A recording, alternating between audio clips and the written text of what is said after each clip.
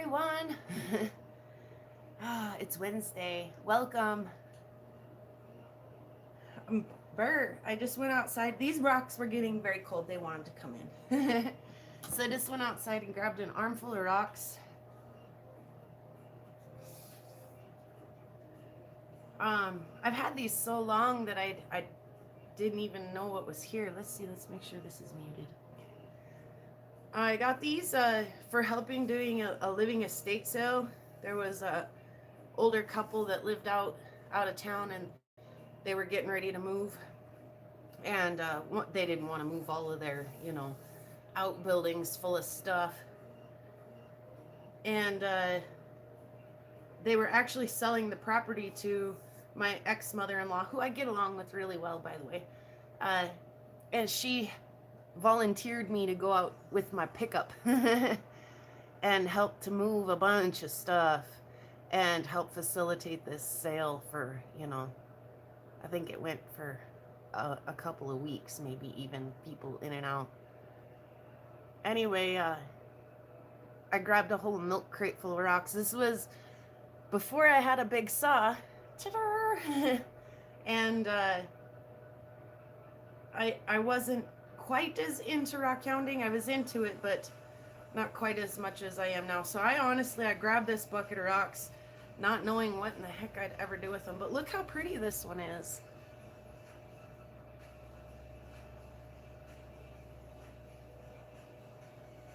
Yeah, she's wonderful. In fact,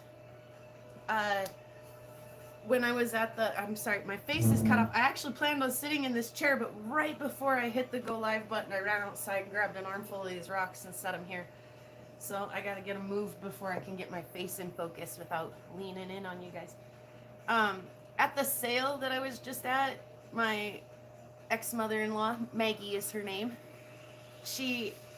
I get special access to go rock hunting on a lot of her property because we still get along, and she'll do the same thing over and over. I volunteer you to come out and help, and you can go ahead and rock hound while you're out here, or hey, the next video that I do, you guys, is a box of rocks that my kid got from, I think she's the 4th or 5th generation rancher out on that property, and so they were like her grandpa's rocks.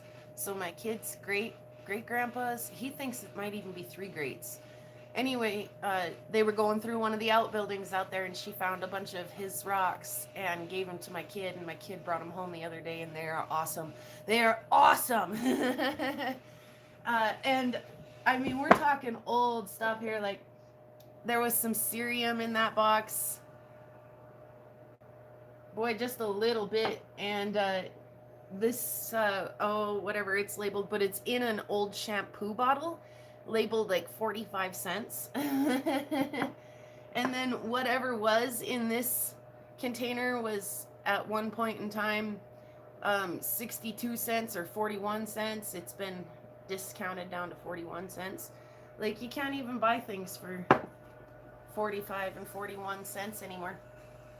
So yeah, she's awesome. I get along with her really well. And we were joking at this sale, as I said, she asked if I had any rocks that came off of her property, and I was like, oh, absolutely. And I showed her some of the rocks that the kids and I have picked up off of her place. And she had me custom make some Christmas tree ornaments out of some of the rocks off of her place. And she left it totally up to me what to do with it.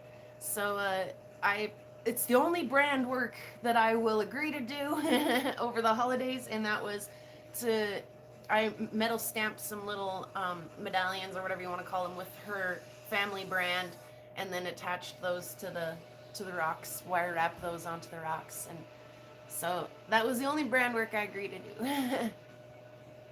What did Spot just say? I have some things with those old original prices on them. Isn't that cool stuff?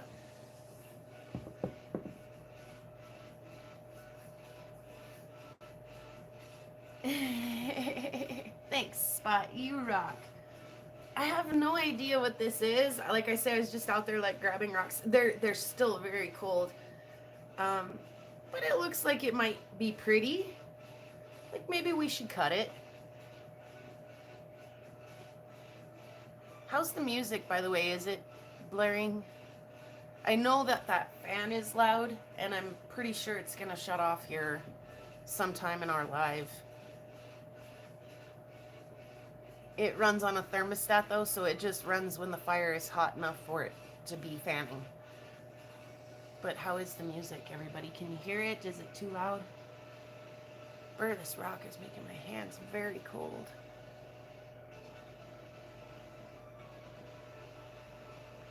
Looks like there's some pinks and some yellows. That's really yellow on the end here. Brown, there's definitely some brown in there just under my finger. I don't know what it is. Cold rock in my chair. Just the right level. Okay, good. Yeah, I don't care for it to be loud either, but I also just don't want it to be the monotonous hum of the fireplace fan humming behind us. This is obviously some kind of an agate.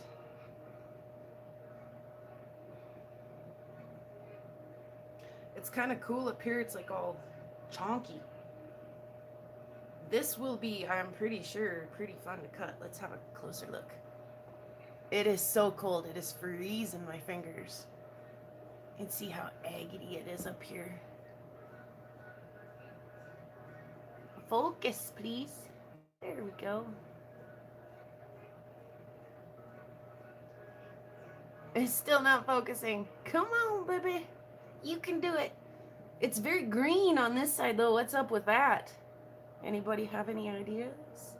What kind of agate this might be? It's definitely agate. I wish I had a good light handier. You guys could see it in the sun. I don't know. It's pretty, though.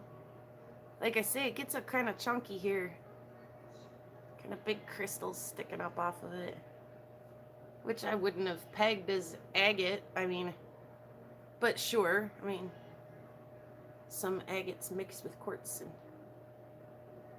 yeah, that, except the, maybe I could set them down on the stove. Spot just said, except that they're so cold, I'm afraid that that extreme temperature change, we'd have exploding rocks possibly. They're so cold that they're sweating in my hand. They're getting just a little bit wet in my hand as I hold them. Here's a, I don't know, what is that? Agate, jasper. Check this out. Hey, chubby hubby. Wouldn't that be fun to take some slices of?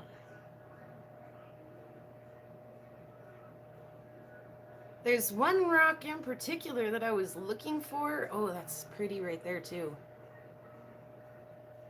I had brought it in a long time ago, packed it out onto the back deck, moved it around several times. I tried and tried and tried and tried to twist it and turn it several ways to get it through my smaller tile saw.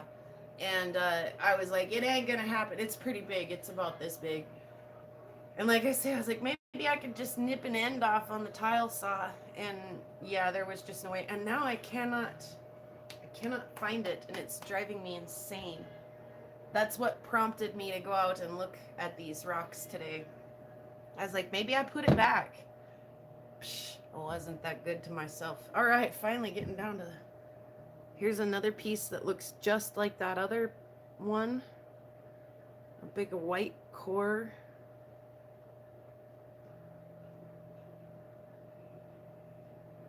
Big chunk of agate, huh?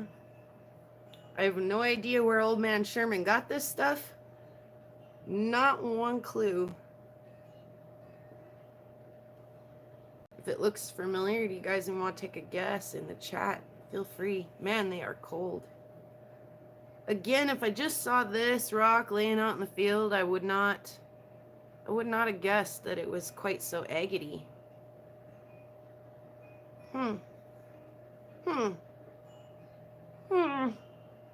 It's pretty.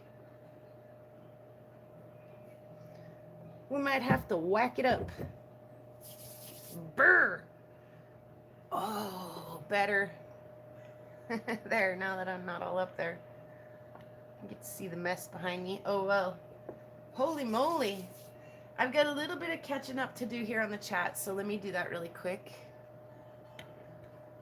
I still am kind of not in focus a lot. That's fine, I don't mind. If you don't mind, I don't mind. Is it okay?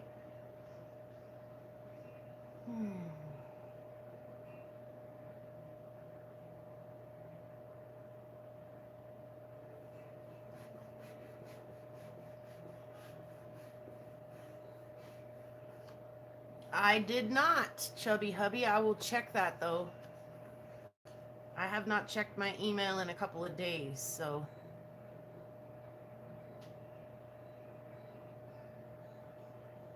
if the rocks exploded on the stove, then I wouldn't have to cut them. Or at least I have smaller pieces to work with, huh?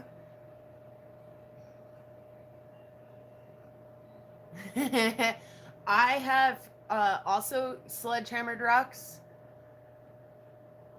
before I got the big saw, and have employed my kids to sledgehammer rocks for me. One, in fact, again, my mother-in-law, ex-mother-in-law.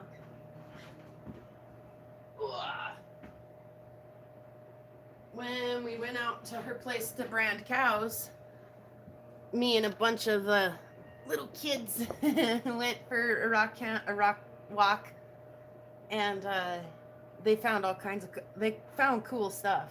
They usually do. I talk to them regularly, to these young kids, and have told them that I have this saw, and we've talked about, their parents included, we have talked about they cut let me try to find my words here. They cut rocks at their house too on a tile saw. So they just cut and stick them on a ledge, cut and stick them on a ledge, collect, cut, stick them on a ledge, repeat, right? And we've talked about these guys maybe coming over, these young kids coming over the Christmas break and running one or two of their rocks through the saw. But we went out after we branded cows and we picked this up, and I know it's not much to look at, right? But there's all of these really, really, really cool little fossil imprints in it. There's a like coral fanny looking thing in here somewhere. I'm not seeing it right at the moment. I definitely see the little star crinoid right there. Focus. And the one up here. Okay. Anyway, this rock, I had to, oh man, I beat it, I cut it, I smashed it, I whacked it, and it was just miserable. Oh, there's the coral fan. You guys are not probably going to see that. Anyway,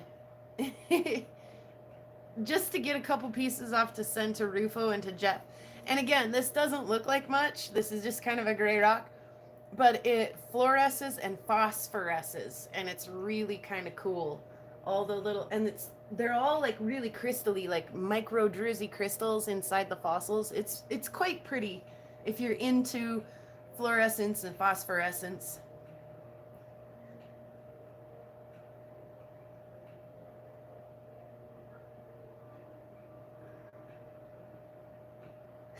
Cynthia. And she says she's rewatching the Meteorite live that I did the other day in small pieces, because there's a lot to learn and it's amazing. Holy moly. And I try to keep it like at a very beginner level. Like when I talk, I try to avoid going into a lot of the tests that they do for classification, and just kind of just, you know that they're doing tests, okay? Because that's like really, really deep science. So I try to keep it kind of beginner, lighthearted and beginner, that episode. I'm gonna go put this rock back. But holy moly, the more I learn about meteorites, the more I learn I have a lot to learn. Let me read some more before I go put this rock back, because I don't mind holding it.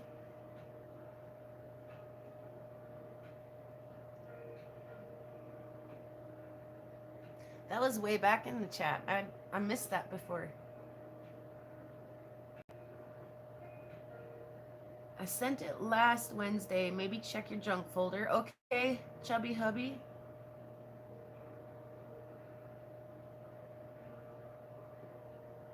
Oh, good. And Spot says she can see some of the little fossils in this rock. Oh, it's pretty neat in hand. It's fun.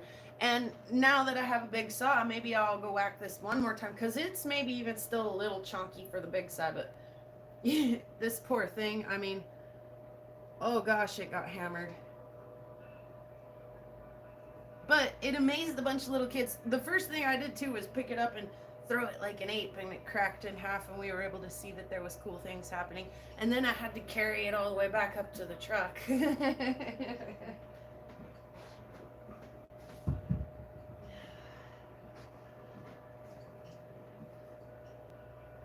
Let's see. On the table, on the chopping block. Maybe even live today. We'll see what kind of mood I'm feeling like I'm in. I have this really ugly rock, and speaking of the little fossils that we're having a hard time seeing, so let's just keep doing that, right? That makes sense. I have this ugly little potato. Were you guys at Theo's thing and they were calling it patot? That was fun, by the way. If you guys made it to Theo's thing, that was a lot of fun. I made it just after work for the last half, right before the live kind of crashed. But this rock here is, I don't know, some kind of a little death potato. And there's some of this stuff right here that's kind of crystally. Yeah, I love taking kids. And like, I talked about taking this kid out right after I did it on one of my videos in one of my lives, and how I was like threatening him and stuff because he found a really cool like blue colored agatized petrified wood, and I was like, what the heck, man? he way outdid me. And I don't know if he's just really got an eye for it, a knack for it, or if he's like, you know, being four foot closer to the ground is to his advantage or what. But, and I've had like, I don't know, his grandma or somebody else who has rock hounded with him has come in and told me before, I don't know what it is with this kid, but he can find the prettiest stuff. He's just got a knack for it. So yeah, when they wanted to ditch the branding, and there was times when there's downtime, and you know, that's fine for the adults. They just want to stand around and visit when there's downtime, but the kids get all fidgety and weird, and I do too. I just want to know what's right over the hill. So we definitely went rock hounding. But yeah, so back to this weird little potato rock. I've cut some of these before, and they're just totally blech inside. And then I've cut one or two that are like, oh my gosh, beautiful. So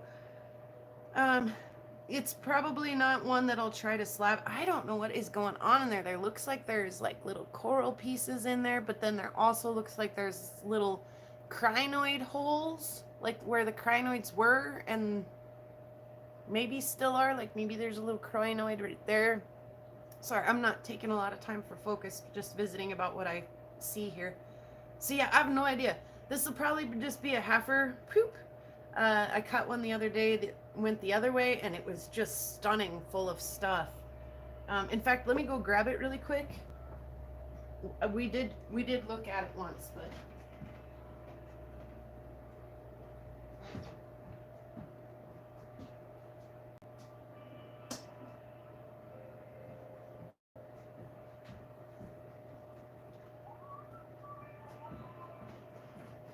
all right.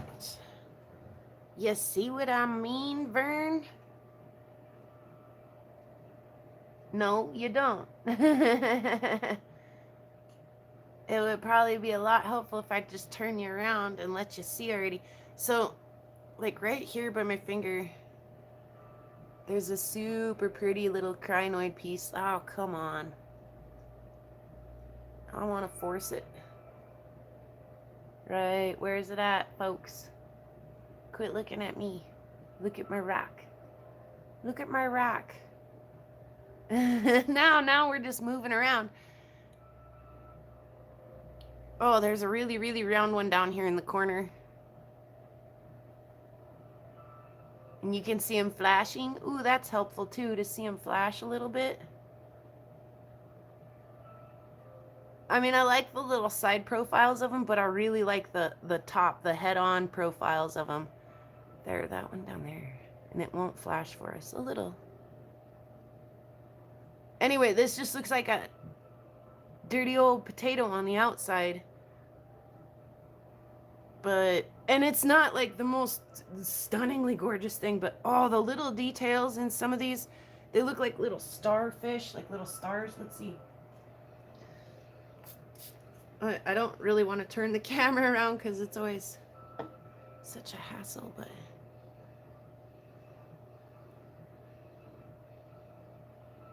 the harder I try, the worse it gets. Isn't that about how things work? That probably means it's about to work, right? Like I'm about to just nail it. Oh well, I'm gonna give up like most people do right about now. All right, so this one, like I say, this one's kind of on the chopping block. Just one, just so we can see what's inside. Might be a total bust. Is Jeff in the house? Did I see Jeff? No, I don't see Jeff here. Roast beef rock, Chubby Hubby says, I'm guessing that you're probably talking about one of these.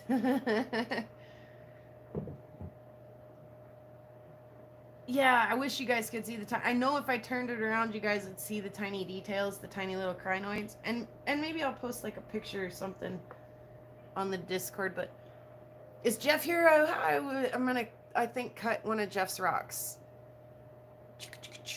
That way. Like he's already cut it once here. It's just not quite, I don't know, maybe it's the right angle. I'll try to stick the little end in my vise and take some slices out of it. Probably only get just a couple, one, maybe two before it's done, but I think I'd like to have a slice of that. It's really pretty stuff. It's like super yellow on this side and then super like pink on this side. That's weird. That's cool. I like that. So yeah, those two I'm planning on cutting, you know, maybe today, maybe sometime this week. We'll see. I have a whole bunch. A whole bunch. Hey, Karen's here. Meatloaf. Meatloaf rock.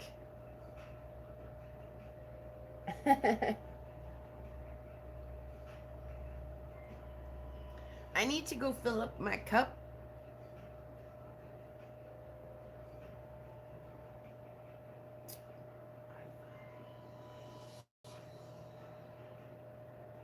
I don't know how to do that. Spot says maybe you could. There's a place where you could bring up a list of the chatters. Maybe not the lurkers, but the chatters. I don't know. I just try to pay attention to who I see. Everyone's saying their hellos in the chat. Love it. All right, yeah, so let me fill my cup up and we'll visit just a little bit longer. And there's a rock in the saw that I've been working on. It's pretty fun.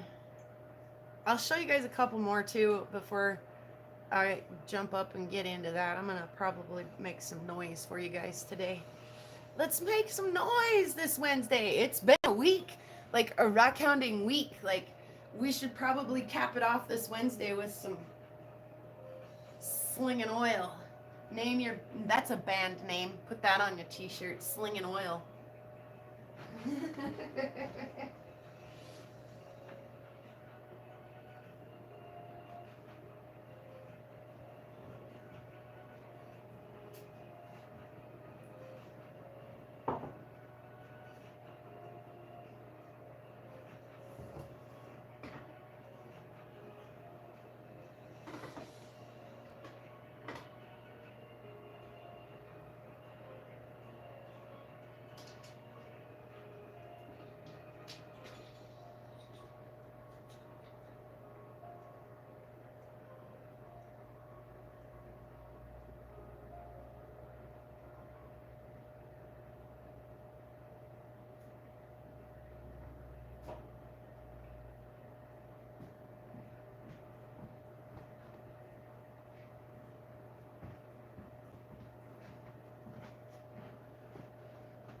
All right.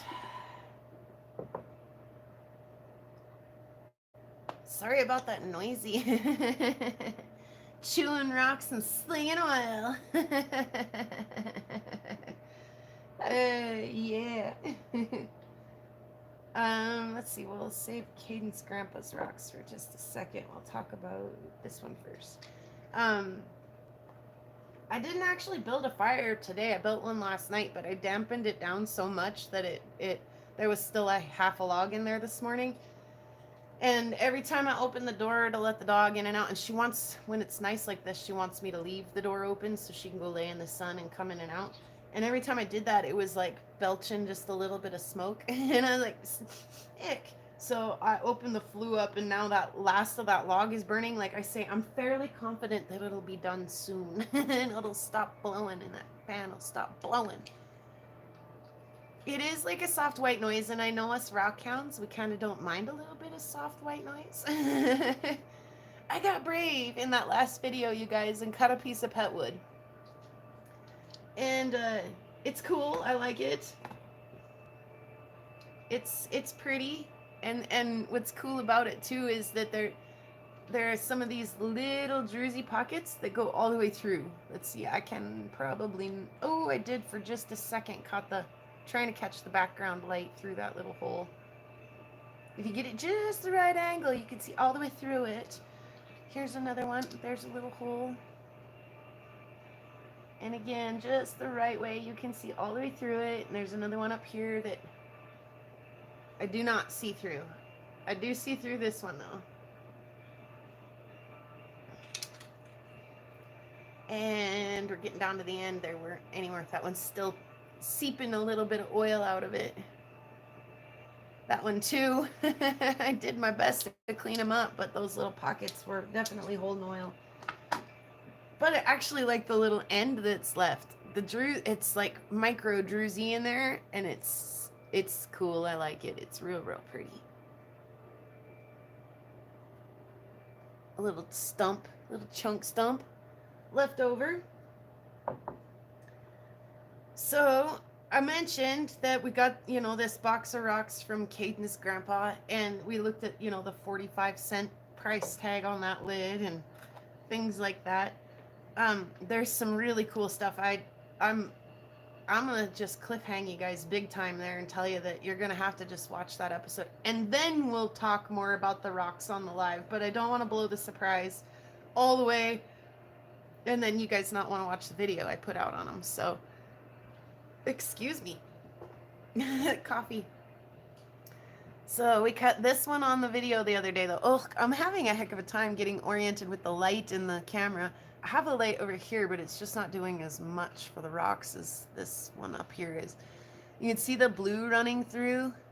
It was a softer rock, so we do have the little nub. I need to fire up the little saw and take care of a bunch of those. But yeah, the blue in this at the top was really pretty, but all of the pattern and texture and detail in that is just...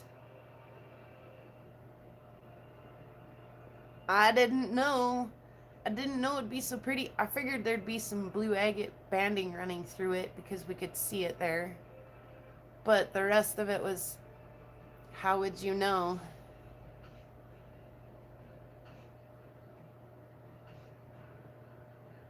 Anyway, that one's definitely worth polishing up and keeping around for a minute. Also, the other side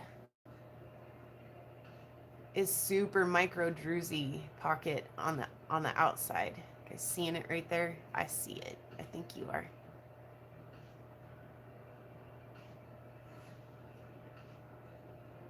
The out of focus helps a little to show the druzy. So yeah, that's a cool little piece. That's a cool little display piece, little shelf piece. Cool on both sides. So yeah, that was a winner. We're glad we cut that. And that was out of Caden's grandpa's stuff. Caden says his grandpa collected rocks from all around the world. So it's hard to say if this is a, United States piece, or... I'm going to turn it. It keeps focusing on that back window just a little bit. On my messy music section over there. Yeah, that druzy pocket is just super delicious, isn't it? And then the one in the saw that right now that came from Caden's grandpa's stuff actually looks like a local material to me. It looks like a feldspar that we find here. a quartz feldspar mix that we find very frequently around here. Whoops, I might have those lined up just a little backwards. Might be more, yep, that's better. So it's kind of dark and black on this one side, kind of like the bubblegum rock was, just a lot lighter. The focus. You see some feldspar flash in there. Well, this actually cut into some pretty little pieces.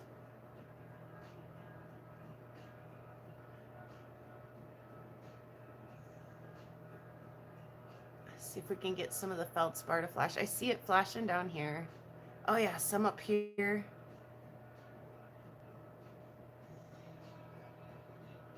Sparkly little piece, and no background light coming through from here, but it does like let the light shine through all the way through here, and it pops under the UV. Unfortunately, my batteries are dead in both of my UV lights right now. I've been actually, it's on my list of things to do to find that charger for the light and get those charging. I might have 2 more unused UV batteries kicking around somewhere. But I definitely need to charge the UV light batteries. I'm gonna catch up really quick.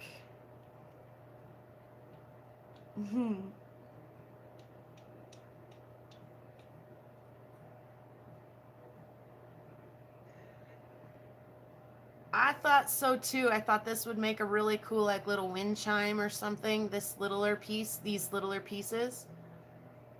Who said that? Spot.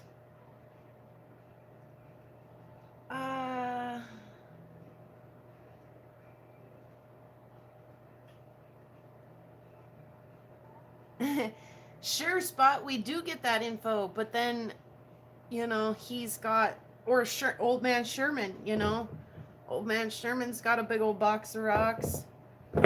He doesn't know where they came from anymore. And maybe didn't to begin with. Maybe he got them in a, auction lot like I did with the stuff from Canada. There's no way, or we did some rocks from my coworker. She bought a house from a guy who was a lapidary enthusiast, and there were a few buckets of rocks in the garage. He's again no longer with us. We can't ask him. And luckily she's a rock hound too, and so the rocks didn't just get pitched into the driveway or, anything like that. She actually really appreciates them, and there's some cool stuff in there. But all too often, yes, while they're in our collection, we can keep track of a lot of our stuff and label a lot of our stuff, but a lot of times we can't, and when we're gone, that information is gone with us oftentimes. So fortunately, there's a lot of stuff that looks like stuff we're familiar with, and so we can take a guess. We can say, ooh, that really looks like Montana agate, or this, like I say, this really, really looks like a local material that I find a lot of. I'm going to just go out on a limb and say that this is probably something he found around the ranch. And some of his rocks were cuts. And I was asking Caden, I was like, well, where'd the rock saw go? And he's like, oh, I don't know. It's probably been gone for a long time, though. So, I mean, we can try. And a lot of times that's what's cool about the rocks that we do have and keep is the story or the where they came from, or something like that. But like I say, all too often that's sometimes lost in our collections as they change hands.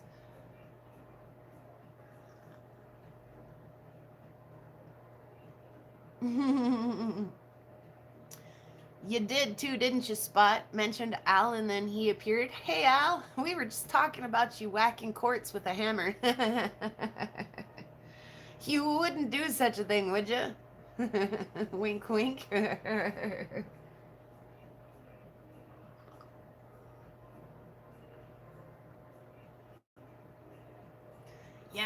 Yeah, I agree. I do try to make an effort. I mean, I don't label everything in my collection or everything in my house.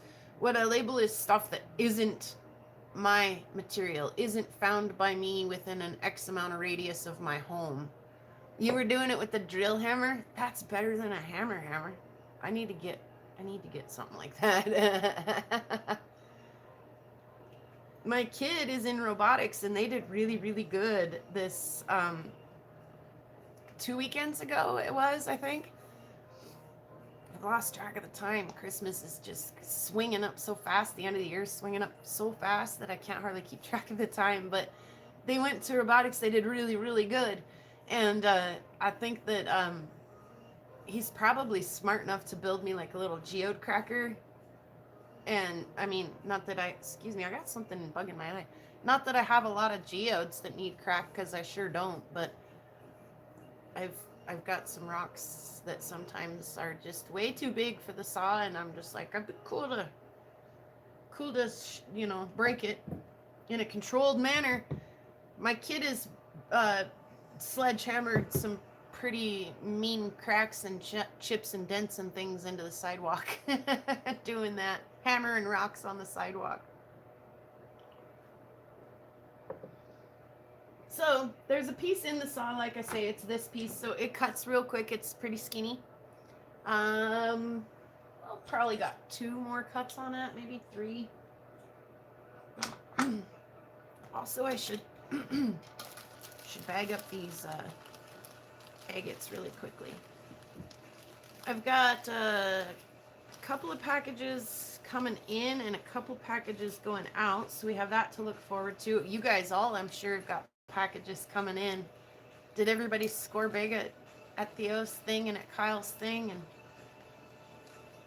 have you ever heard of gold bearing petrified wood? Gold being in petrified wood? No, I have not. I've heard of pyrites in petrified wood.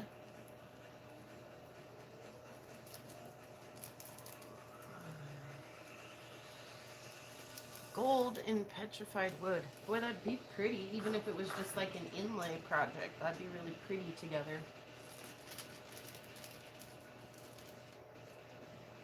This song might be a little bit louder than the rest of them.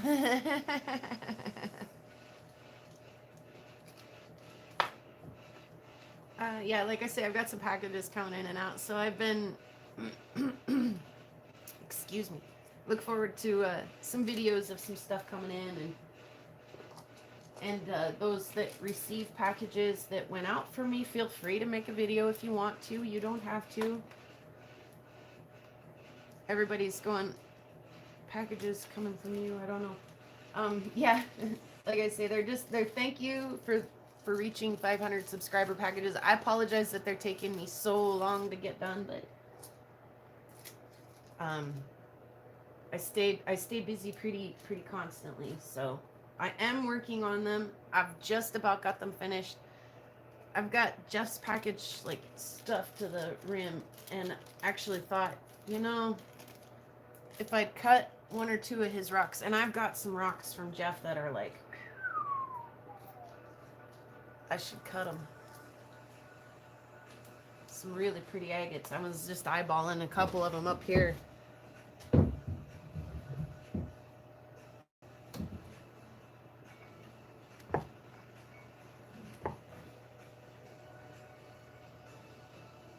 Like, Jeff never hesitates to send me like some of the prettiest dang stuff.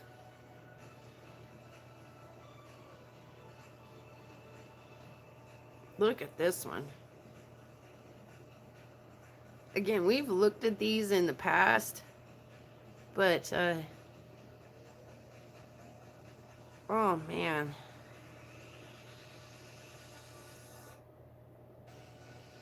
So pretty. We gotta just take a second to look again. Look, there's a natural hole in that one.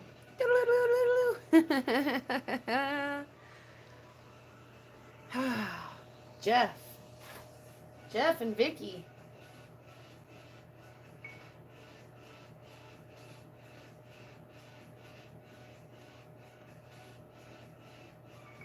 So I've put together quite a nice thank you package for the 2 of them.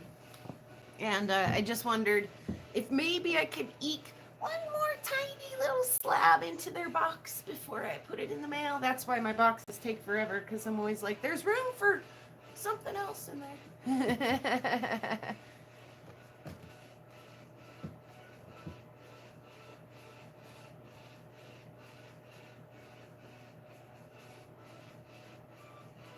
Yes. Yeah, really, really, Jeff's got some pretty stuff.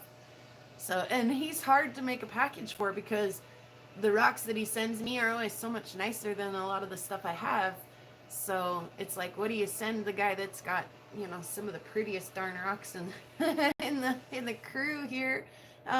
But I've definitely got some tricks up my sleeve and some nice things in their package. So I'm excited to send it out. Who else has got one coming from me? The bear, Jeff or Jeff. Um, Rufo already got his. Like I say, I couldn't. I was like, oh god, I gotta send it before I chop it some more. Soul's got one coming, and Sonia's got one coming.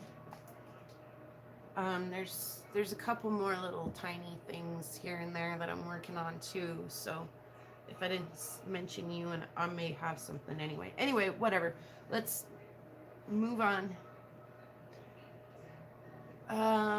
We're gonna, like I said, we're gonna cut this rock back here.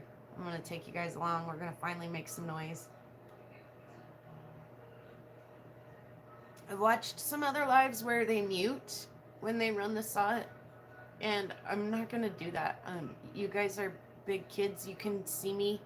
You know what's going to happen. You know it's going to get loud. I like to hear it. It drives me insane when somebody mutes it. And I'm wondering if I'm having audio issues. If I just jump into the live and I'm like wondering, pushing the volume button on my phone, wondering why I can't get audio.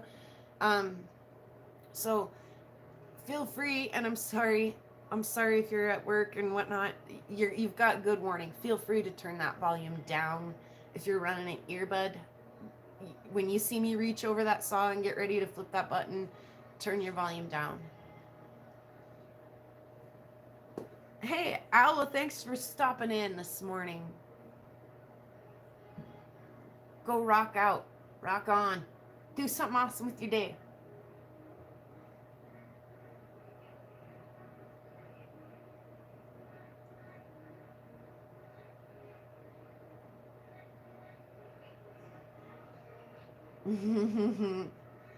No, Spot.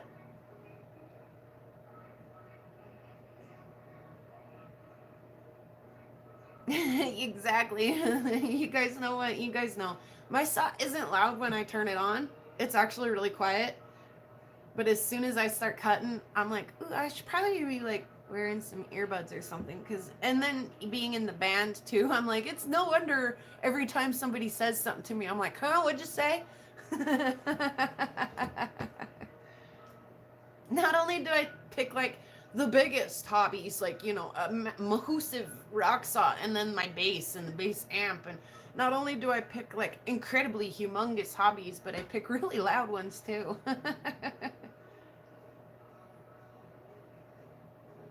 I'm just trying to finish up my coffee here real quick and hang out with you guys for a minute before I, you know, go over there and get all greasy and gross. Yeah, so I've got rocks piled up for everywhere. Oh, my mom was here, by the way. She stayed over Turkey Day. Is that right? No, she stayed for the Christmas stroll, and we went to her house for Turkey Day, for that sale here in town. And she went to go to sleep on my couch, which she loves. She loves to watch TV when she goes to sleep. But there's rocks up on the back of the couch, and when she laid down, she was like, no. And she turned her body the other way and put her head on the other side of the couch so that if the rocks fell down, they'd hit her feet. I was like, I don't know what you're so worried about. They've been up there for a long time. They haven't fallen down yet. I do need to get them cut and moved, though.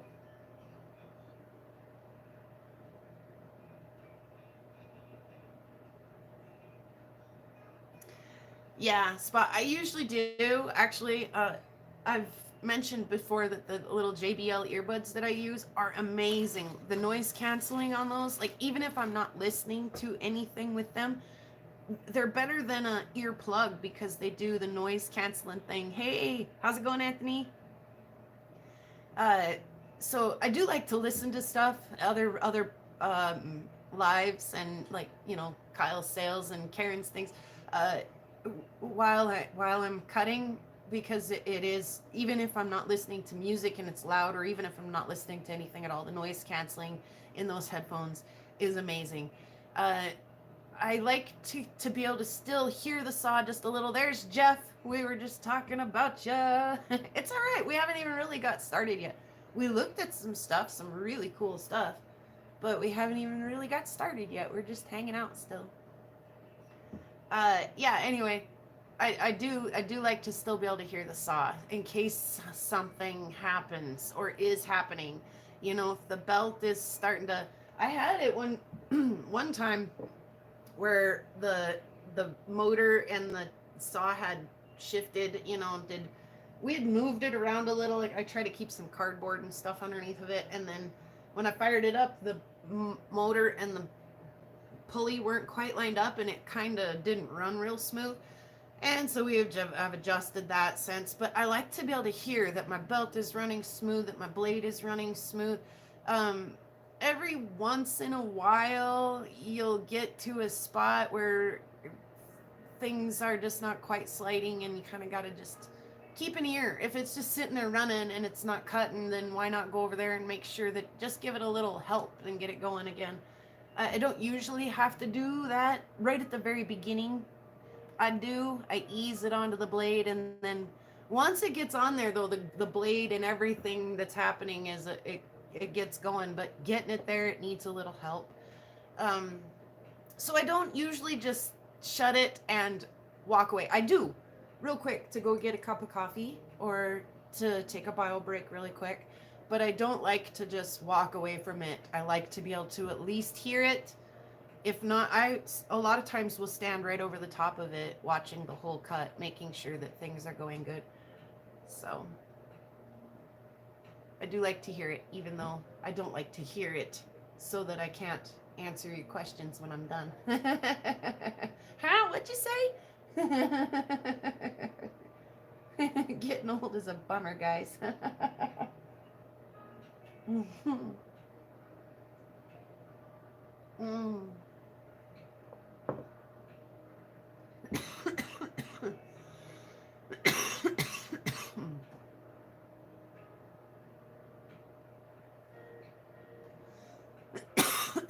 I tried to choke on that coffee just a little bit.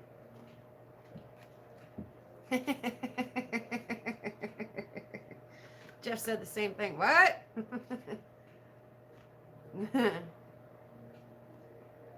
Oh, goodness gracious. Yeah. Who we talk about? Should we talk about the bear and see if we can get him in the chat? He might even be lurking. He's probably lurking while he's working. He's probably like at his real job, listening.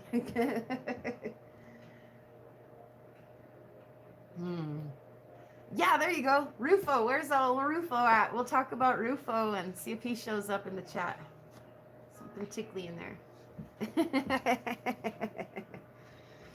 Oh, let's grab another slab off this. Like I say, this cut's really rather quick. I mean, it's going to take a minute, obviously, but it's not too bad. I got it all lined up. Yeah, I got it lined up. I'm going to crank you guys over just a little bit so you can watch a little better.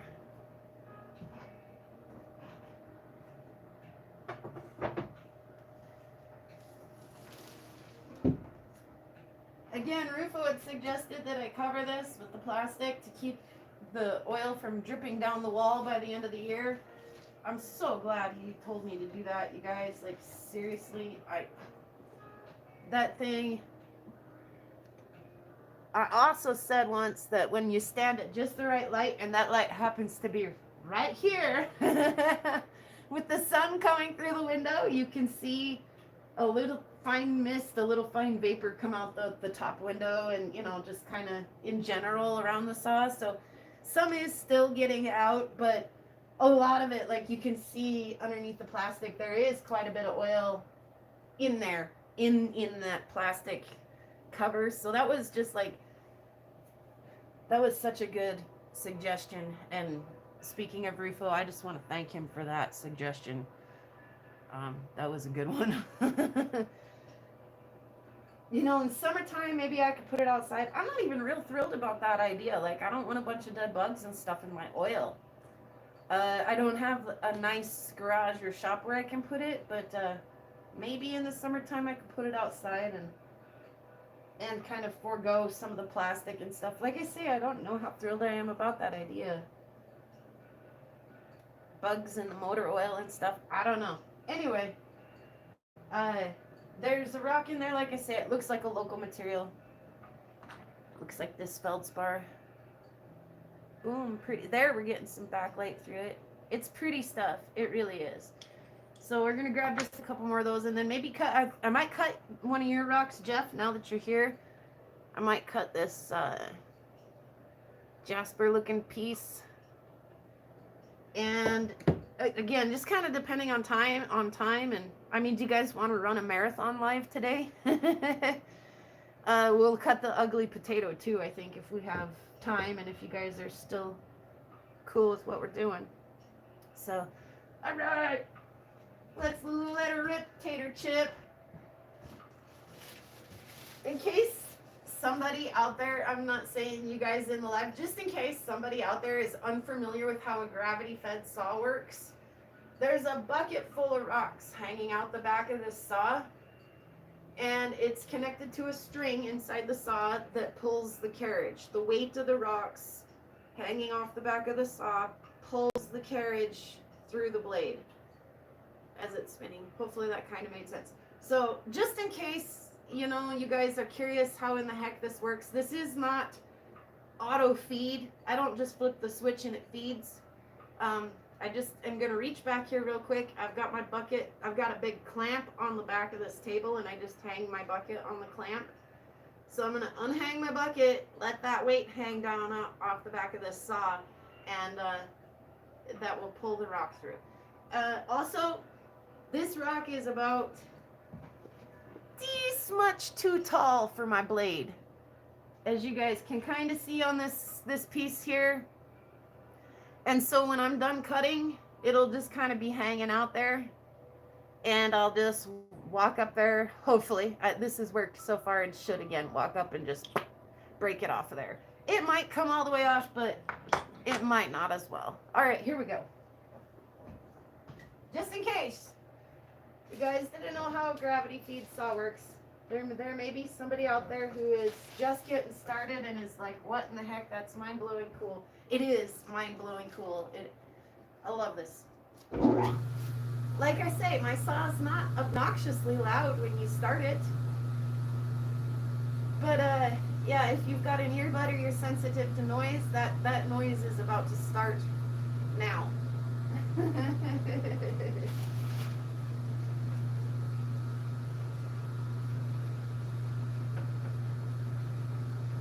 Like I say, I gotta give it just a little to get it going.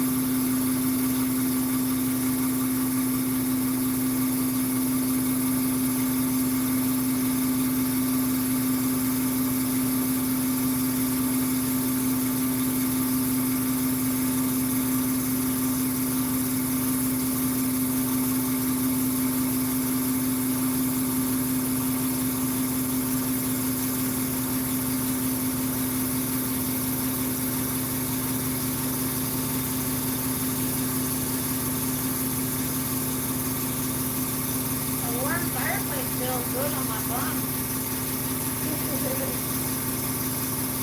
Also, that sunbeam feels really good too.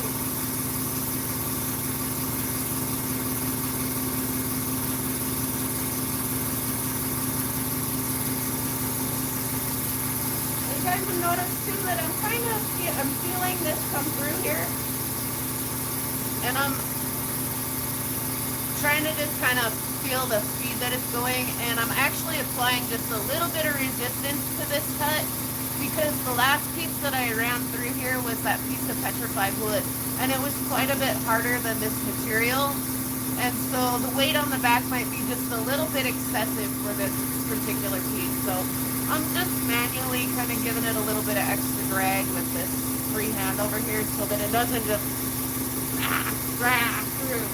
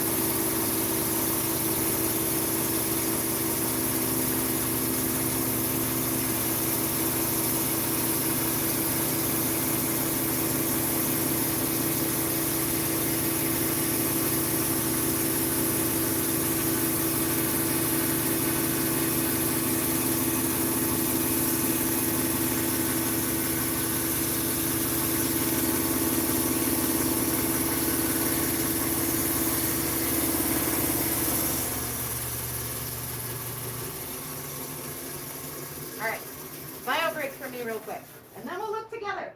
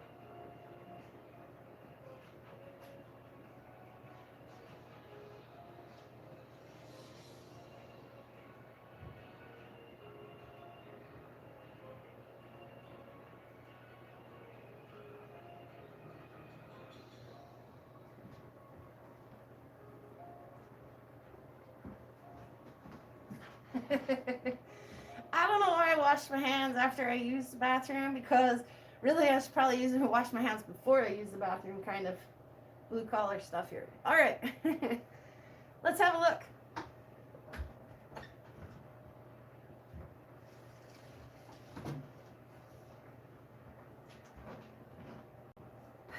Unfortunately, this is probably actually louder than the actual saw itself, but we're gonna evacuate some of that vapor out of here. I have this old beat up old vacuum that the button doesn't work on it anymore, and so you gotta like plug it in and unplug it, and the brush broke, but the hose still works. So I've set this up a lot like a filter. I use it just like a giant filter.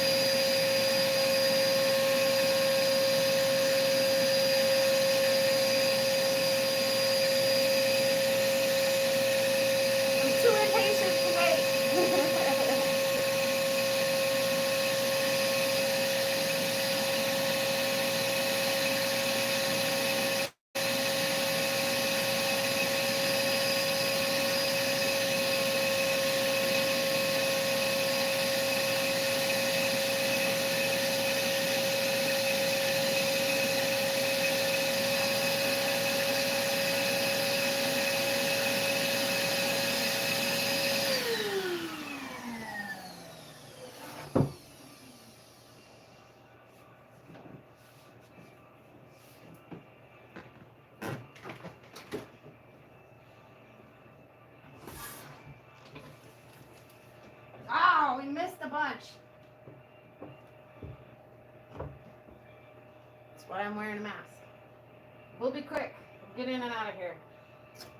Yep, we just reach in and break it off. Let's grab that little chunk. We'll throw him in the chunk bucket. Set the piece right there. Crank her on over. Move it forward. Ooh, it's pretty, you guys. I like it. That might be a bit thick. Oops, let's go the other way. That'd be fine. Let's call that good. Let's call that a win right there.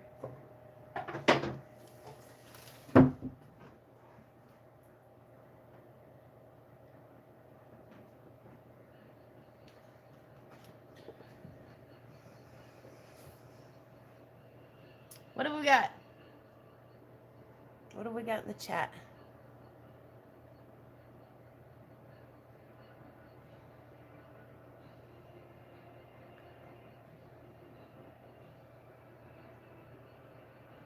That's pretty. I sure do like it. And like I say, the sun comes through the middles bits, and it's pretty under the UV too. Let's see. Let's trash this rag I brought with me. Why not? I'm gonna grab a tool here real quick if I can find one that's slightly appropriate. Yeah, I see one there that might work. See if we can get that guy off there, huh? Without taking him to the chopper. I'll cover my eyeballs just in case it explodes. Maybe I'll put my coffee cup a little ways away as well. All right, here we go. Yep. Came right off. Into the chunk bucket. Now we got a nice piece. All right, let's I'm gonna drop him in the bucket really quick.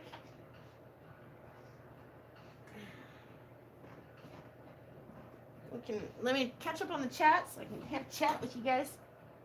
Thanks, guys. I see you know pretty.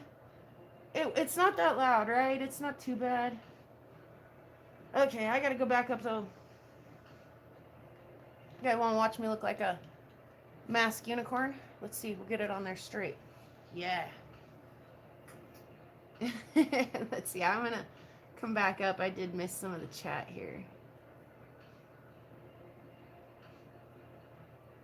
How can I? Where's my slider?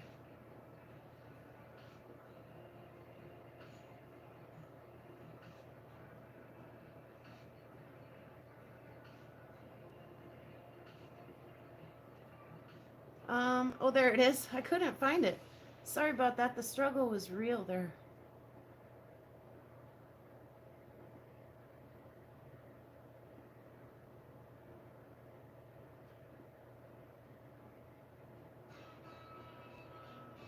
Okay, there we go.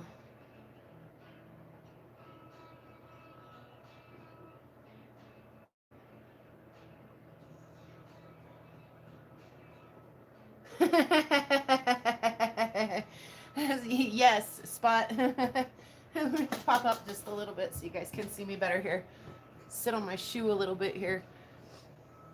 She said that it's nice to have things handy. That makes working on things, and especially doing something like this where we're running a live, makes things more handy when things are handy, right? But it also leads to some very unusual decorating aesthetics.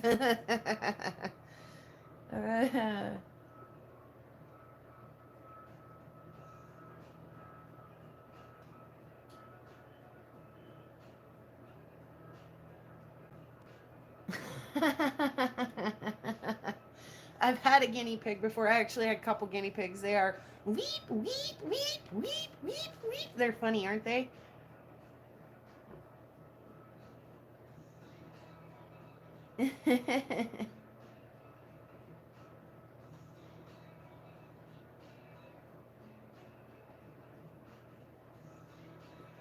Yeah, anyway, like I say, we're lined. You guys are great. The chats are great here. Cynthia, by the way, says that's a really brilliant hack. I'm assuming that she's talking about the Rufo suggestion there, covering everything up.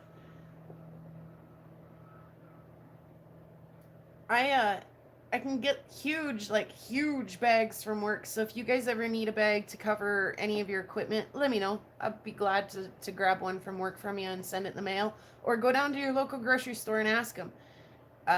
Your pallets come wrapped in big bags. Could I have one of your big bags? The vacuum hack. Ah, yeah, the vacuum hack. I'm too impatient to wait, like I say. Um, the only problem with the vacuum hack is that there's a lot of oil still dripping, right? Okay, sure, the vacuum gets rid of the vapor. Yeah, it's great for that, but there's still a lot of oil dripping. And so when I open the lid and I get in there to do things, sometimes the oil will drip down the back of my neck or in my hair, or it'll run down the lid of the saw and down the back of the saw if I leave it up while it's still drippy. And all of that oil running off the lid can run down the outside of the saw, out the back of the outside of the saw, and then eventually down the little grooves and things in the table, down the flat spots in the table, and then eventually down the legs of the table all the way down to the floor. So,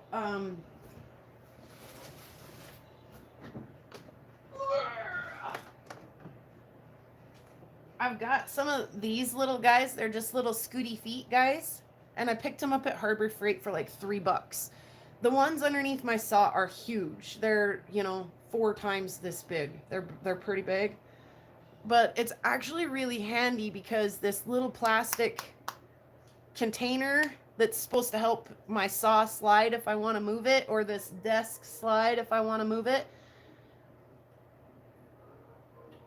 That's why they have tarps, LOL. Yeah, well, these little feet actually do a really good job, like collecting any oil that runs down the leg of the saw table. It'll like pool up in here, and then I can get it. I can come in with a paper towel or a dirty rag or something and kind of mop it up, and then it kind of resets things, and then I have another week's worth of running my saw before I got to come down there and kind of pool up some of that oil. But that's kind of a neat little hack too, is it's serving 2 purposes. It helps me to move my saw when I'm ready to move my saw. It helps slide it around a little easier, and it keeps that from soaking in. I've got lots of linoleum and cardboard and things underneath of the saw, but still, if you don't take care of some of this in your house when you're running a saw in your house, you'll go step in it and then track it all over. And so I do try to keep the oil and the oversplash and things like that to a very minimum in my house. I don't want cutting oil everywhere. So I found that to be cool too. But yeah, the vacuum, I actually thought about purchasing one at Harbor Freight, just a little like handheld, or I actually thought about rigging up some kind of they make exhaust fans, and I'm sitting right next to the window. I could exhaust right out the window. But this was, and I've got several different ideas here on how I could filter and evacuate. Could I drill a little hole and apply some little homemade filter ideas and things. And that's just the simplest, easiest, cheapest.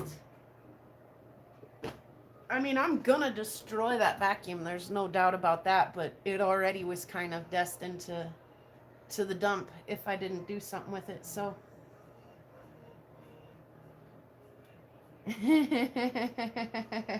the little feet, you have some of those around as well. I got short in that chair. Okay, let me go do this really quick. We're set up to go here again.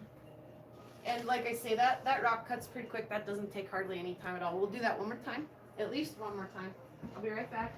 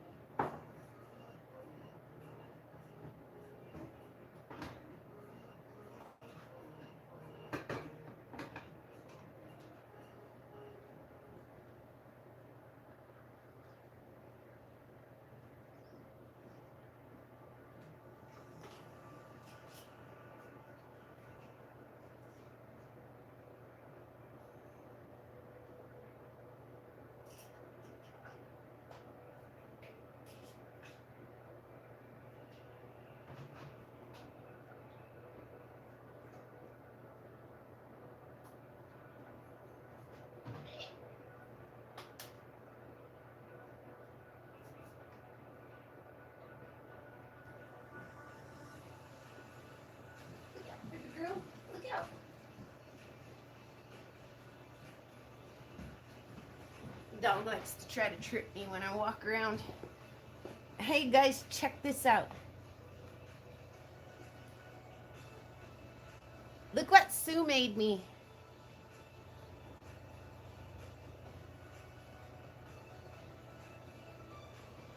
Isn't that cool, you guys? That's a magnet that Sue made for me. Sue from Topher Spin Meteorites, in case I needed to. Sue rocks, you guys. She is the bee's knees. I love rocks. And I love Sue. And I love everything she does. Like, oh, you guys buy something from Topher and Sue if you want to spoil yourself. Because she's like numero uno at spoiling people in her packages.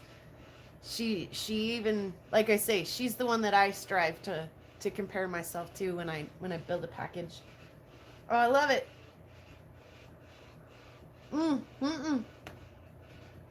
It's a magnet. I love it.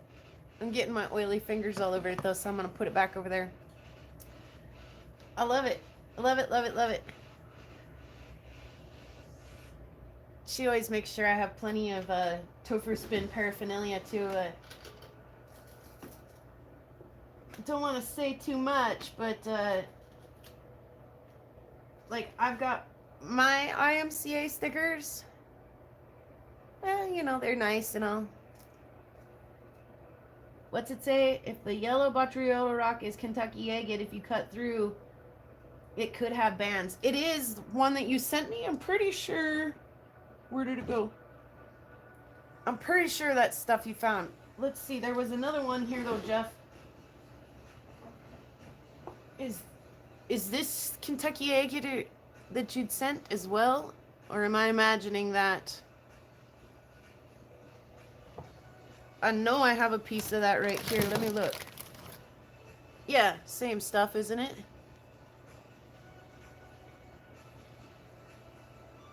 Yeah, same stuff. So we've cut some of this before, and there's cabs out of this in your box. Like I say, I made some cabs and I wanted to send those back for Vicky. And those are in your box. But I wondered if I could sneak a couple slices off of this and sneak one of these into your box. Your box is full. It's packed up, it's ready, but it's by the door, it's full.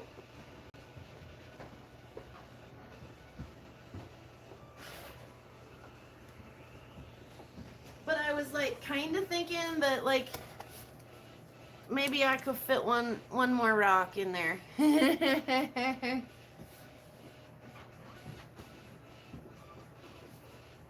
So I thought maybe I'll get this one cut up. Yeah, the yellow one you got from someone else. It's still really pretty though.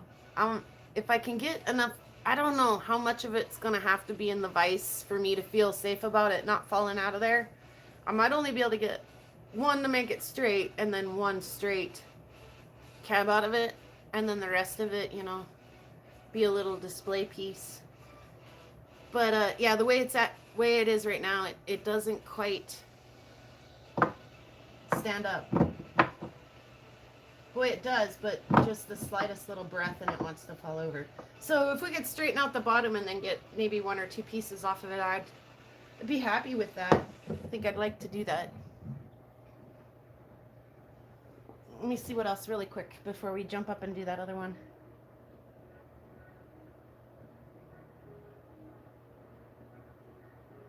It's full, but she tries for one more thing.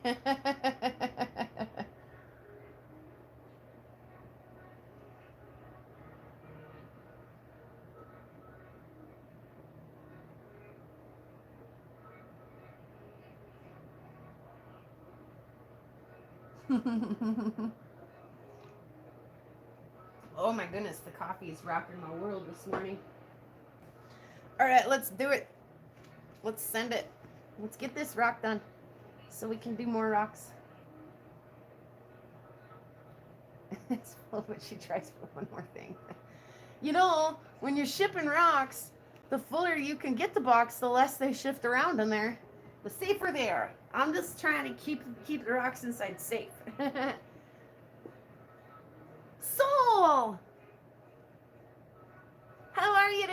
hope you're having a great week.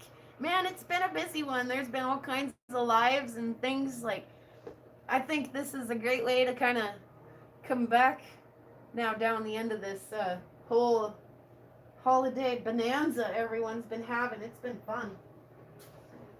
All right, let's set it up. Let's get it set up.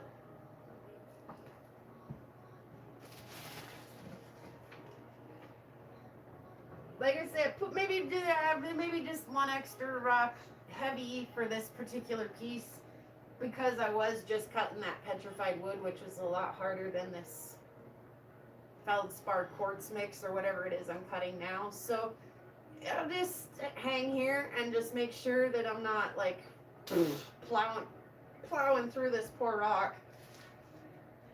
I personally think when I'm trying to cut too fast, like, things just get to bouncing around in there a little bit more. If I take my time, everything stays nice and smooth, and, you know, so just, like, it doesn't need to be rocking and rolling so hard that it's, like, you know, throwing sparks and stuff. Like, I've never seen this machine throw sparks, but I have seen my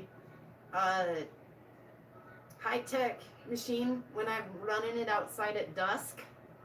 I have seen it throw some sparks before. So, like I say, never seen this machine do that, but yeah, I just don't want to blast through it. There's just no need to cut so fast. So I'll just, and instead of messing with my ratio, which I actually like for harder things, I'll just kind of hang here with it because it is pretty little. There we go. Let's let her rip. Tater chip. I wanna rock and roll all night and party every day. I better be careful or I'm gonna get demonetized. I'm not monetized anyway, so why do I care? Here we go.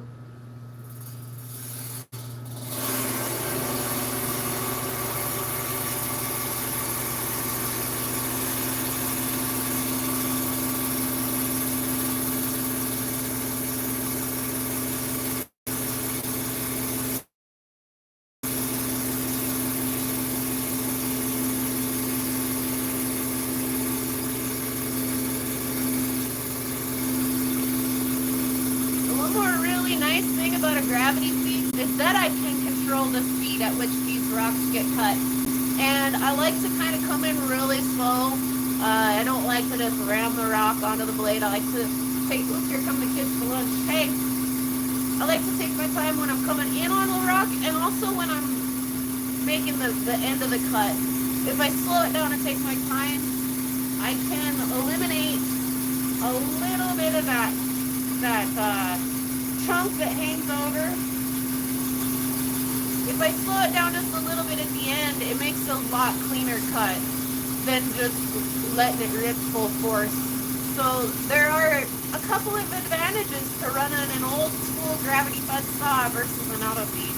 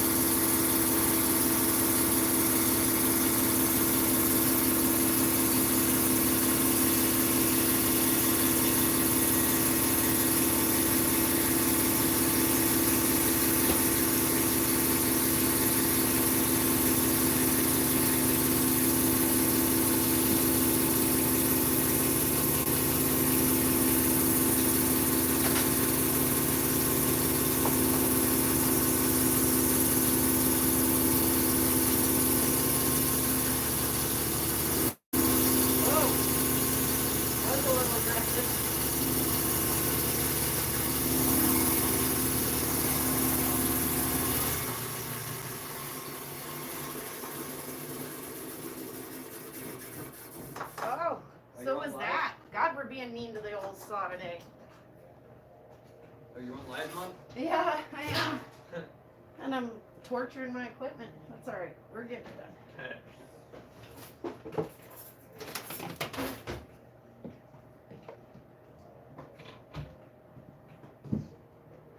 Alright, this is loud too, guys. Hang in there.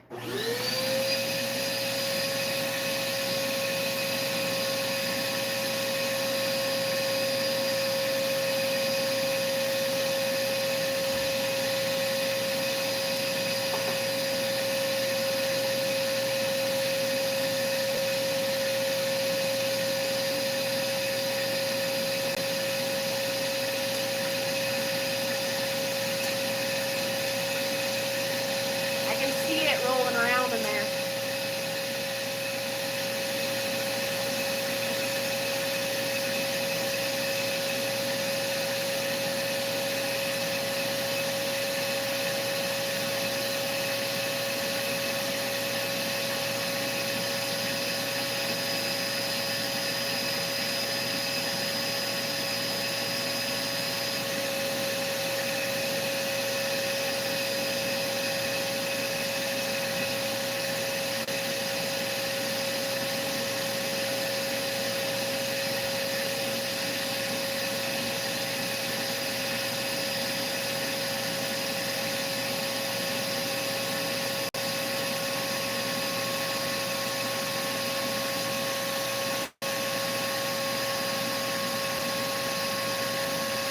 Oh, moly.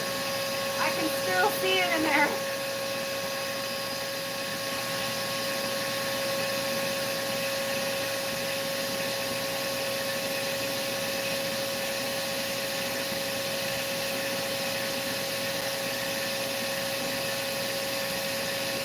Jeez Louise, man.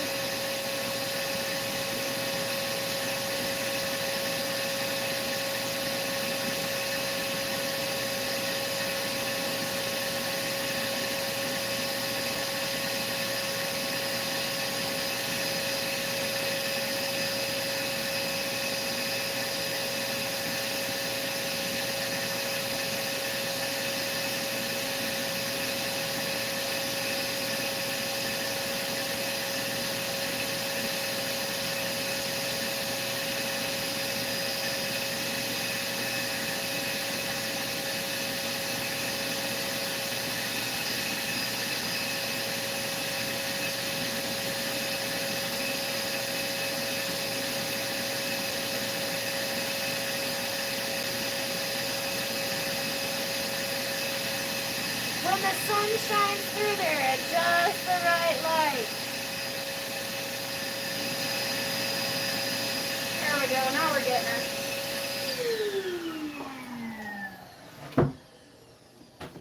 Whoops. Rapid unplanned disassemblage. Yeah. Okay.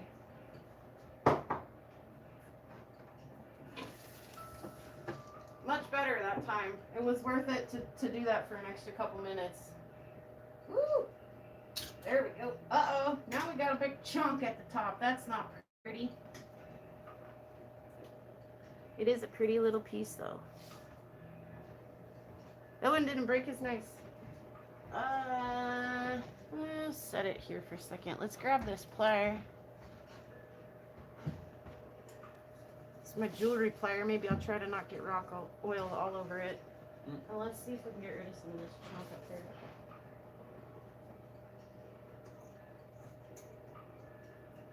Everything's so slick and oily.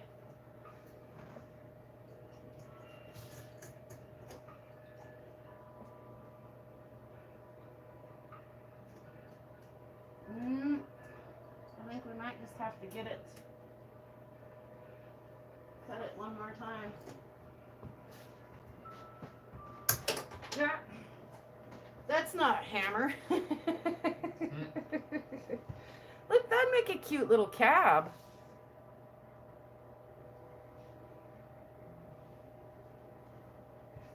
What are you having? Sandwich? Yeah. That smells good. Did you try some of that new tuna fish I got? Ate chicken. You did? Whatever was on the counter. Yeah? Is it good? Can I try it? There's still meat in there if you want to make. No, I just want to try a bite of yours. I don't want to make my own whole sandwich. You get a crust bite. I'll That take a meant crust savor bite. in the middle. My hands are gross. I can't make my own food.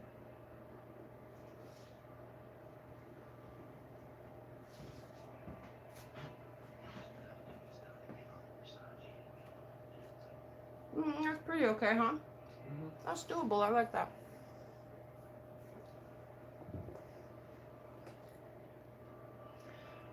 Really, that's kind of pretty. That little piece is kind of pretty. All my lights over here.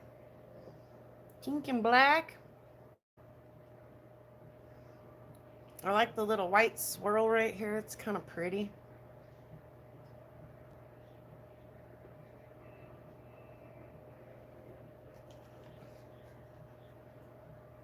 It really is kind of pretty.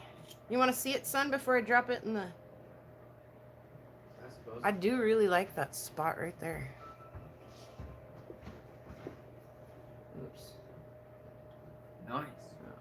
It's kind of Pretty alright, yeah. Your grandpa had good eye for rocks. He had good taste in rocks. He didn't look at the inside really. He didn't look at the inside unless he... Not on that one though, huh? There were some in there, like I say, that he did cut, but... Uh-oh, my t-shirt fell down and now my bucket's dripping it.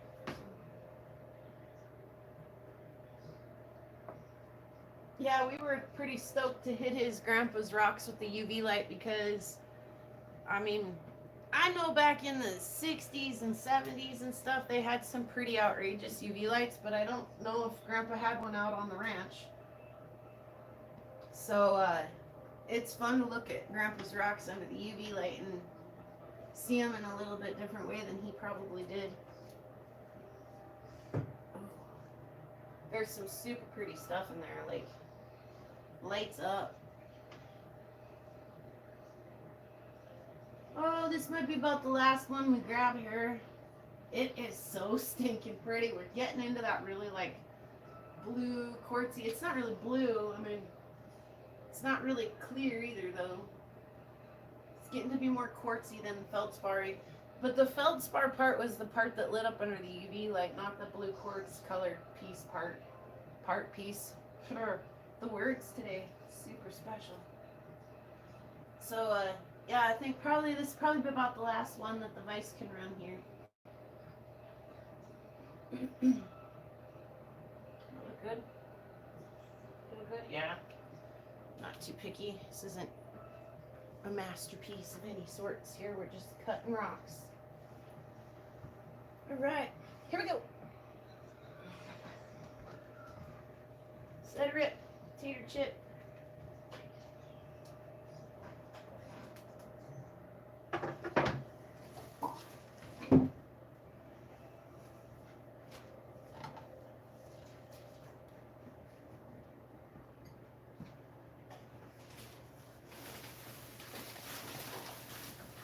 Nice one of these gummy Skittles, Mom?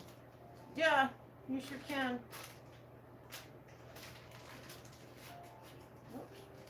There we go.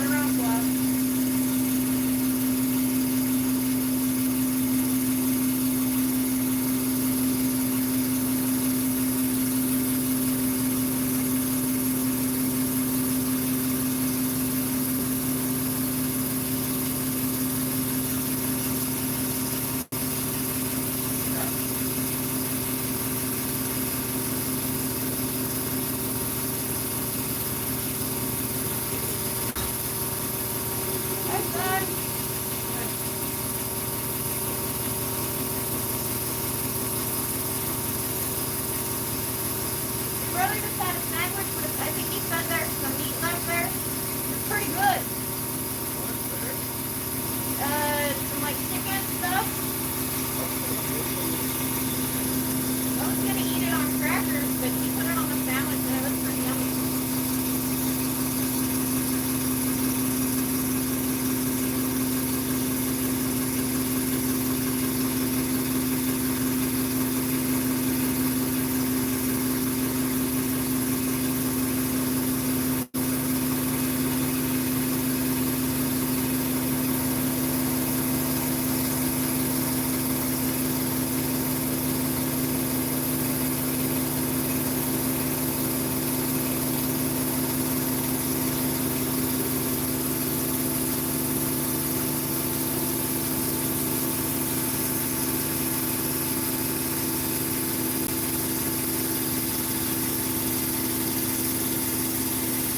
Hold out. Looks nice out. Although I went out and grabbed rocks earlier and they were free.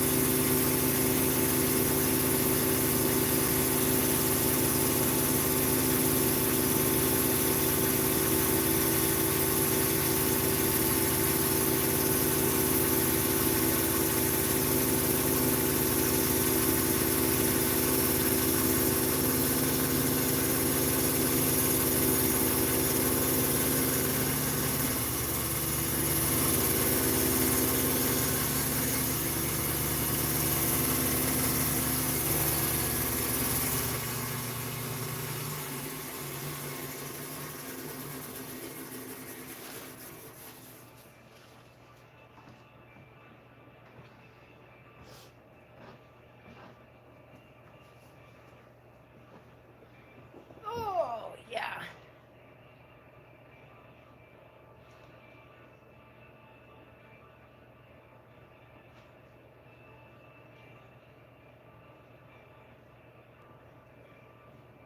Come here, Douglas.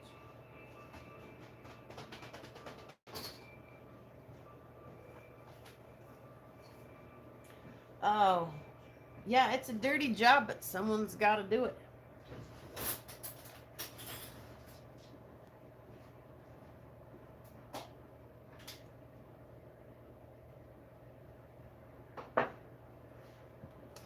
Can't play with rocks all day if you don't get started in the morning.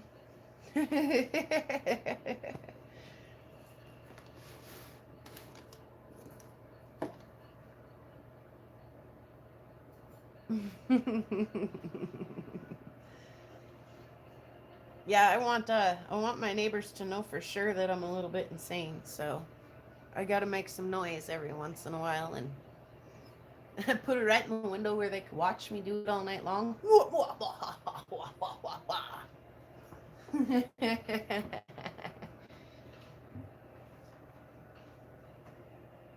Ah, not into venting it just yet. I just want to let it sit for a sec. I dislike doing that because I do eventually start smelling it. I'm like, I should vent it, but I just want to chill with you guys for just a minute.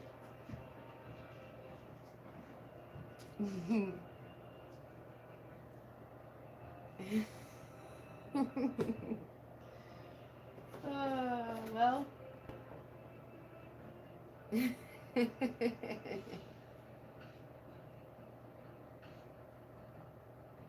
I like to make them wonder just a little.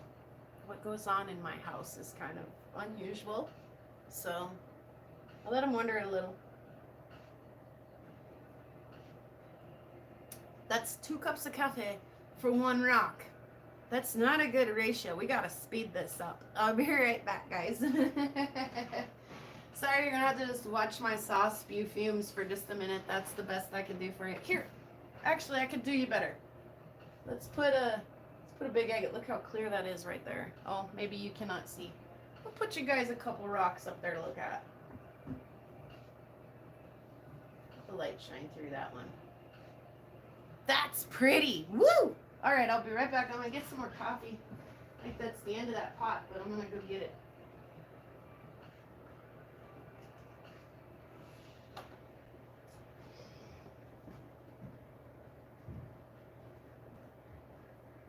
Oh yeah, meat right here, my man.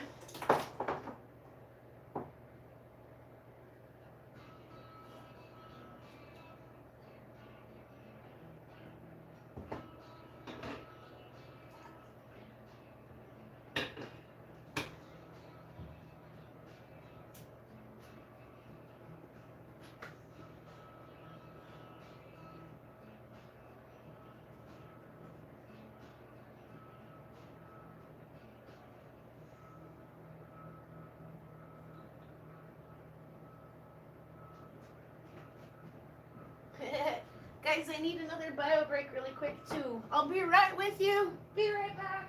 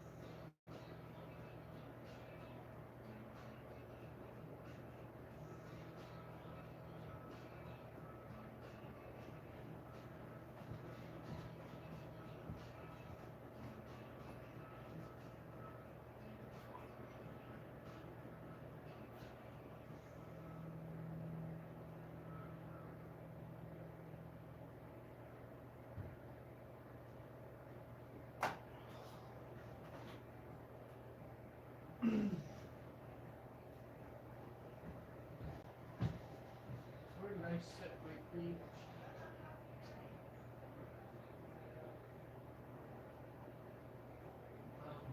Hey son, Green. is your dad still out of town? Yeah. Okay. We need to make a plan on when the uncles are coming, if they're coming or what. Yeah, I don't know. Where's all the freeze dried stuff at? My cheesecake. It's all in there, my boy. All right, let's vent this puppy. Let's move along. Let's cut that patah and Jeff's rock too.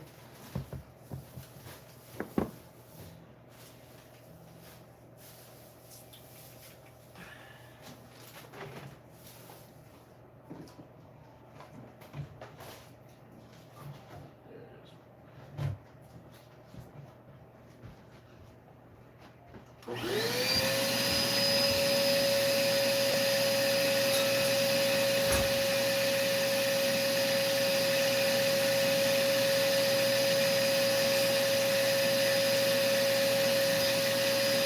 Look what I did there. Look, Mom, no hands.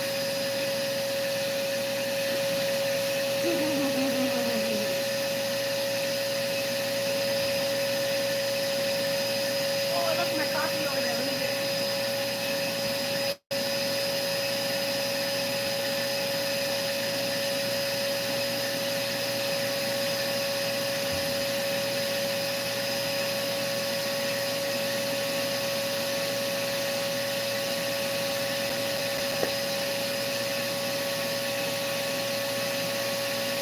Seriously, that is a pretty piece. The hole does not go all the way through. It kind of looks like it does, but it doesn't. I bet that's cool under the UV. Again, I gotta charge my dang UV light battery so I can check things out.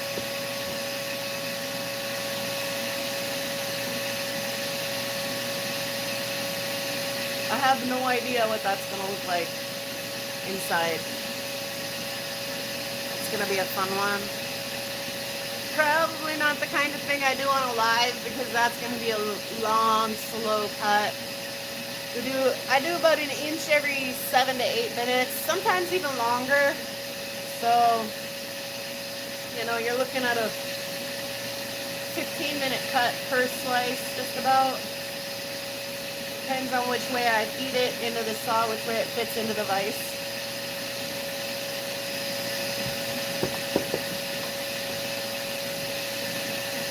this one too. It's gonna be interesting. I don't know what it is. But if it keeps this little like lines and stuff of color through it, it'll be real pretty. Maybe we'll cut that one this afternoon too. Let's see what's happening in there, huh?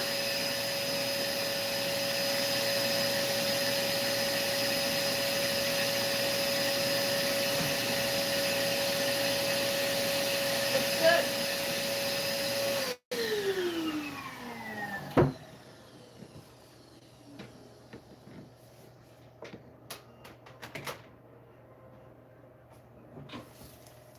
Yeah, did good.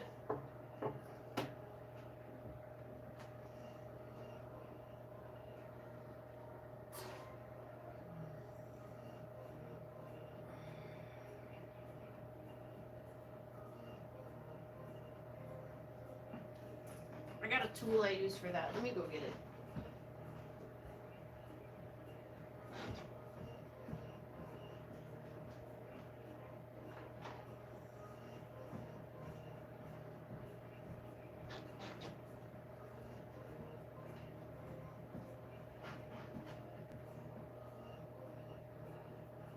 My broken old kitchen knife.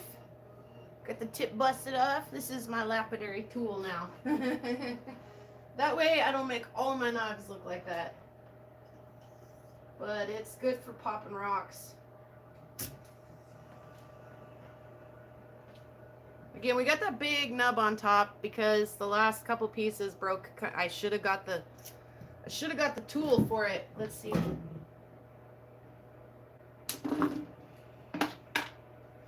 We've got a little saw, we can take care of that. But yeah, that is a cool piece, you guys. I really like that material that Caden's grandpa picked up. It's really pretty.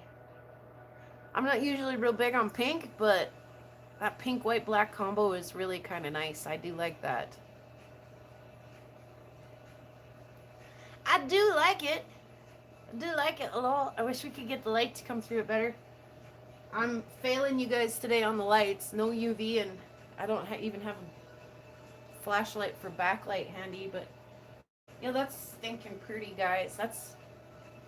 Without further ado, though, I'm going to drop it down here in the kitty litter, and hopefully the oil starts soaking up off that. Let's go ahead and pull this. This is... I think we're done with this.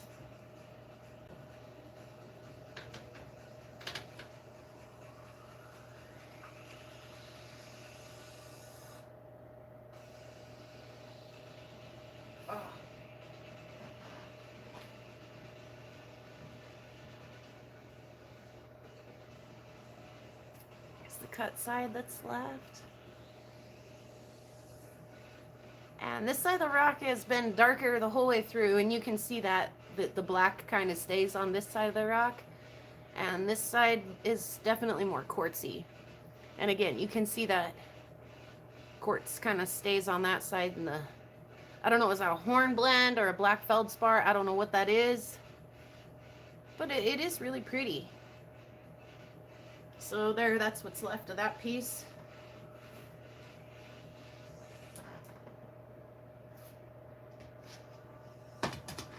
In the kitty litter it goes.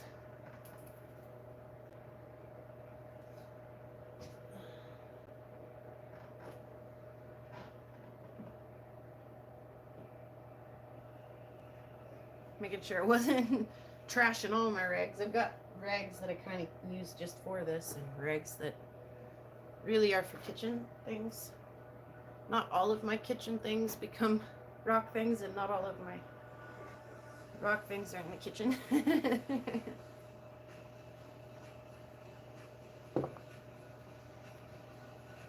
Let's do the potato. Let's do the ugly potato, because this is fast, easy trim job. Just one cut, we're done.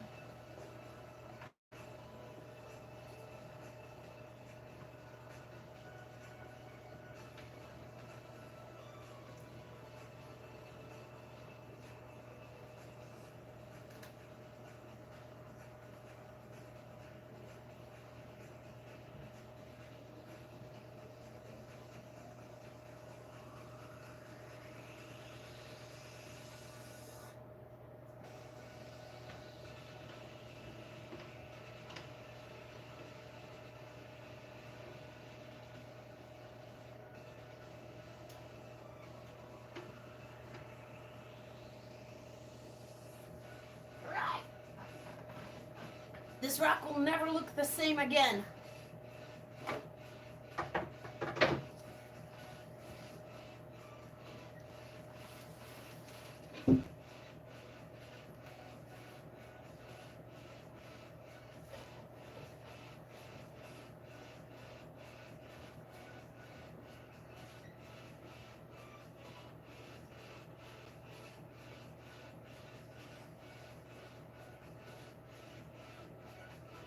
All right, let's sling some oil.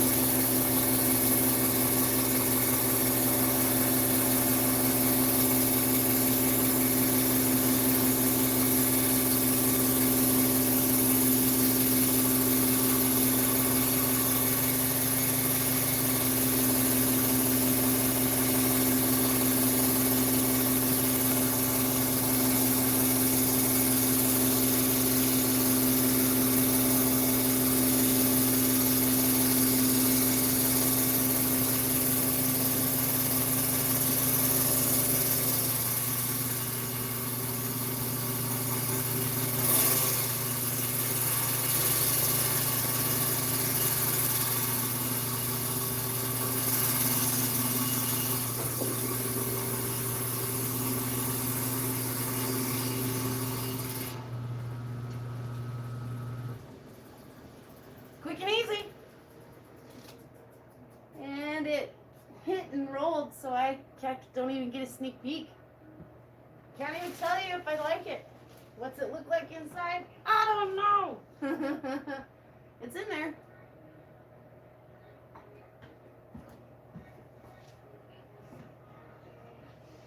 It rolled to like right here, so I'm just gonna do it real quick. Ready? Oh, it's ugly as crap.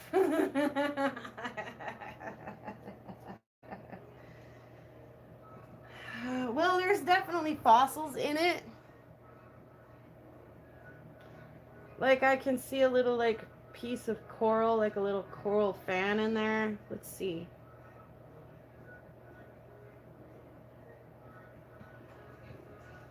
Just a second.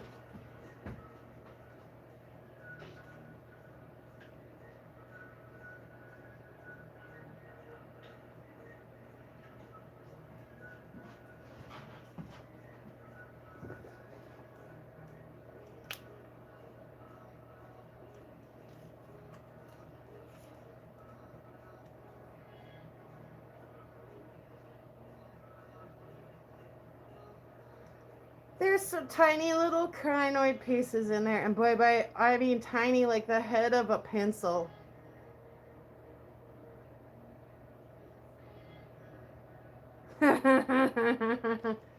It's crap. Like, let's go throw it in the driveway. Wanna see? See, it's crap. I'm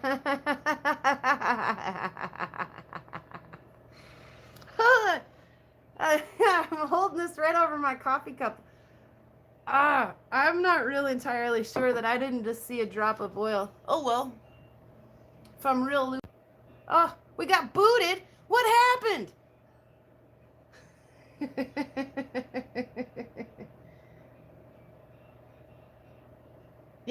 I am. Spot asked, am I using it's the Covington Gold Series blade? I know, we got booted. I don't know why. Did we lose service? Must have. I've been having some service issues lately. Was I just saying? Holy moly.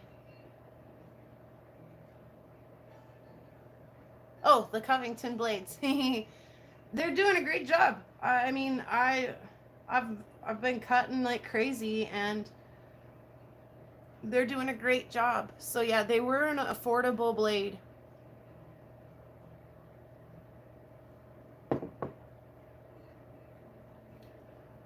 Huh, but that was a crappy rock.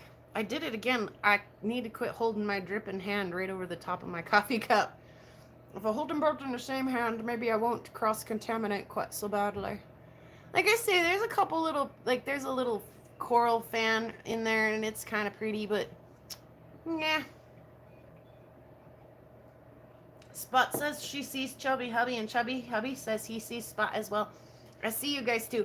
I'm glad we see each other, because we did definitely drop off there for a second and then pop back in, so I'm glad we didn't just like get booted. We get booted and I'm like here talking to myself and have no idea. Anyway, that's junk that is like, I don't mean, you know, now that it dries, there is some pretty little things in there. So maybe I won't throw it in the chunk bucket just yet. Maybe I'll give it a chance, dry it off and have a look at it. It's like use the jeweler's loop kind of material though to see, otherwise it just looks like a brown rock. What are you doing over there? What are you doing? Are you looking for a nice sunbeam to lay in? Talking to my dog. I'm sorry, guys. She just was up to. She looked suspicious. You look suspicious. What are you doing? Oh, Caden ate a sandwich over there earlier, didn't he? Did he drop a little piece of lunch meat for you? All right. I am sorry, guys. We gotta do this again.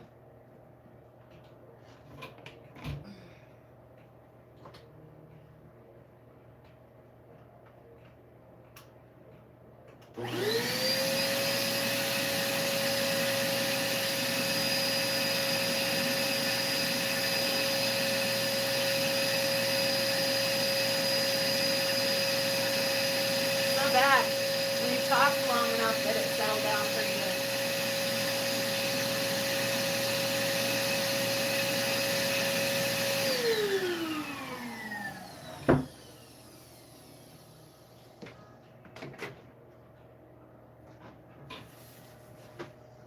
Whew, I lied. There was definitely some still in there.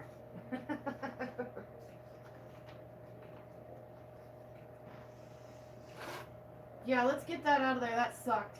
That was a bummer. But now we know. That's been sitting on the back of the couch waiting for a run through. Look, there's something in that one, a little white crystal.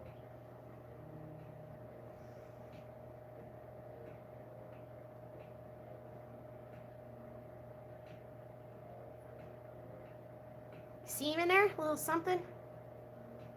I don't know. I'll take a close-up of that, throw it on the Discord. It's, I mean, it's nothing to write home about. Now I'm losing battery on this camera, though. Let's fix that. We got booted, now we're having battery issues. Welcome to my live, everyone, and thanks for hanging out.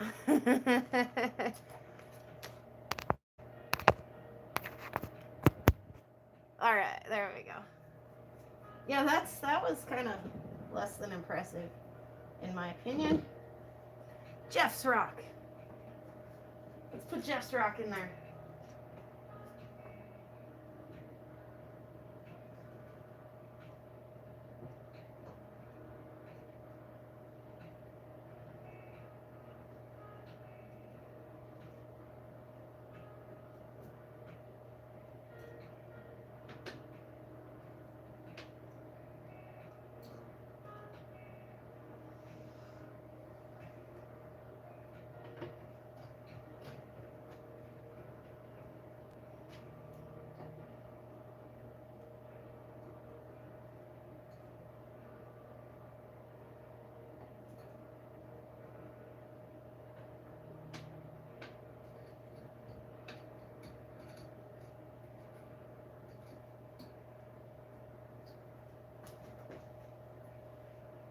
I'm a huge fan of a shim. When in doubt, put a shim in there. That doesn't rhyme, but it's my new favorite saying.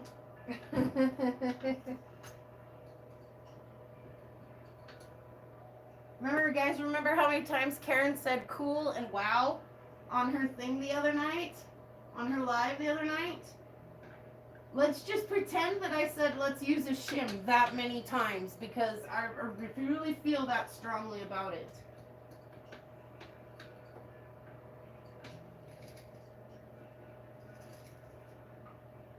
That's gonna make a world of difference when it comes to cutting this piece. It's gonna get me in there just a little more room to work with things, and it's gonna get me in there all the more snug.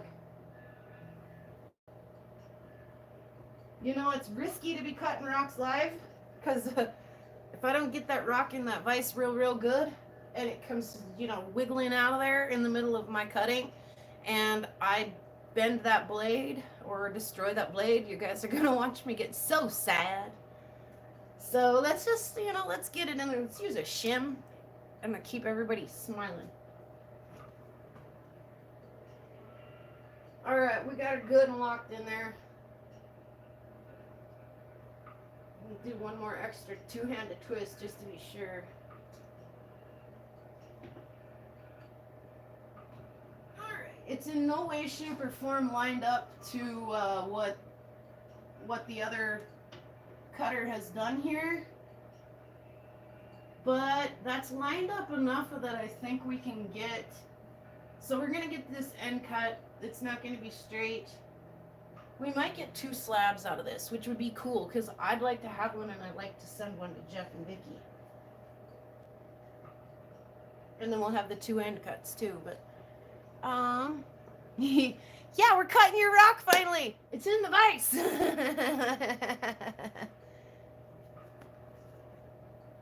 And did we lose Cynthia? Yeah, did we? Yeah, thankfully the crap rock cut quickly. Yeah, what I'm losing is the little like nose piece on this mask. I don't care. So, all right, we're gonna do this. We got Jeff's rock in there. I'm fairly sure we're not gonna have a catastrophic rapid disassemblage. Catastrophic blade failure.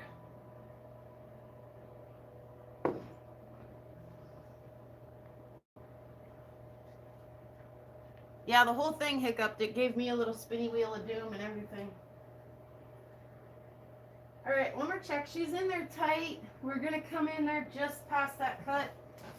Because that cut has a little bit of a slant at it, I don't really want to enter like right at that slant because yeah, it could cause some deflection from the blade. So that slant, I came in just past that slant. Well, I'm planning on coming in just past that slant on this rock. And then, like I say, hopefully we'll get, you know, 1 or 2 more pieces off of it before we're out of room. And then by George, I think we have got every usable slice of slab off that rock that we can. All right, ladies and gentlemen, let's send it. Woo! Full send it.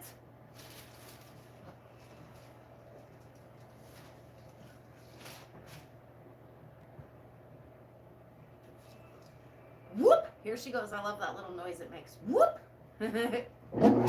Whoop! All right. Songs of the rock saw. Whoop!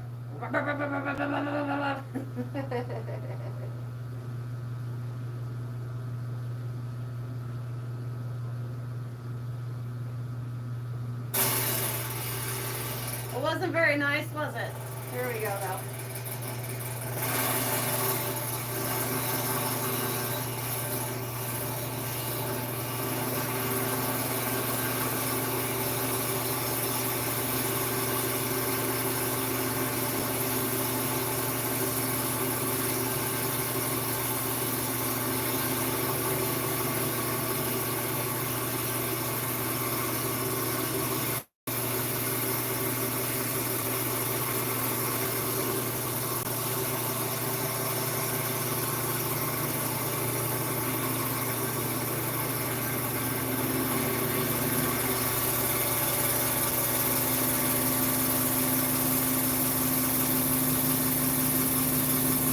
love this sauce. I am so glad that I got my hands on this thing. That was the best Canadian dollars I've ever spent.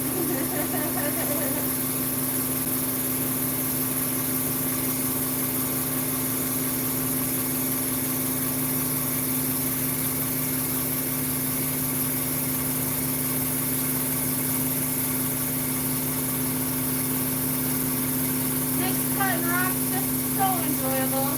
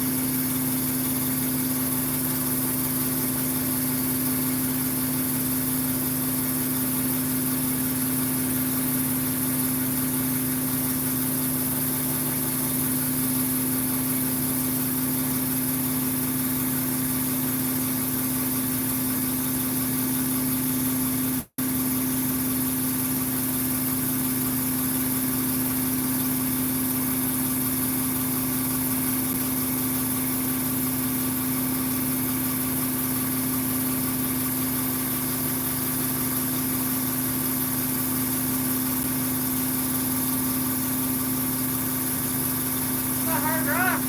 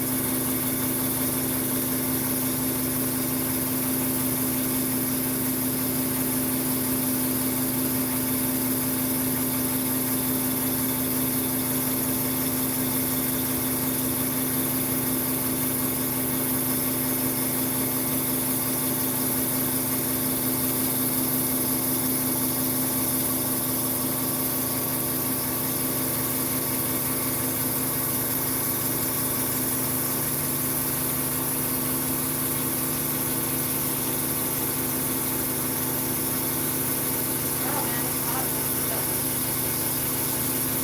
Woo.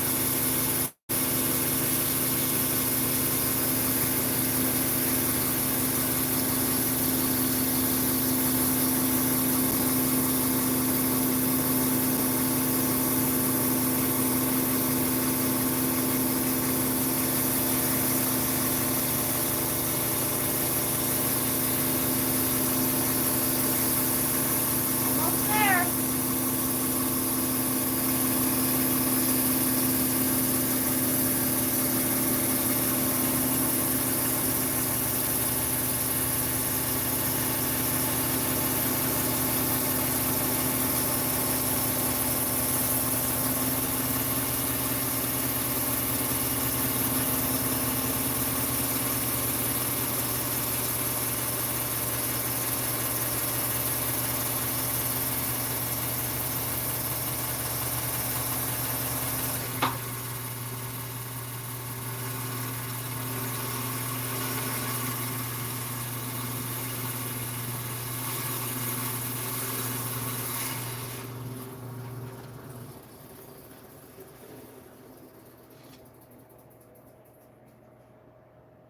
It's pretty. Look kind of knew it would be though. We could see it. We could see it being pretty.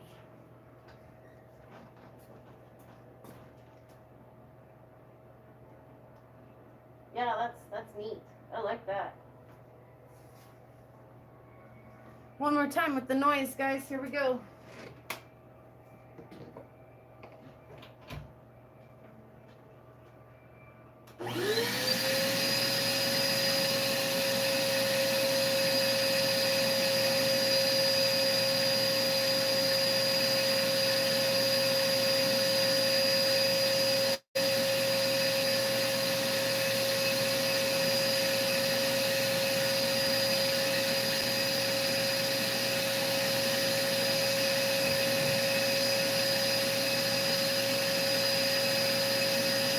Trying to decide how I can keep my hand in there. The vacuum at the same time. Just like that. Oh, yeah.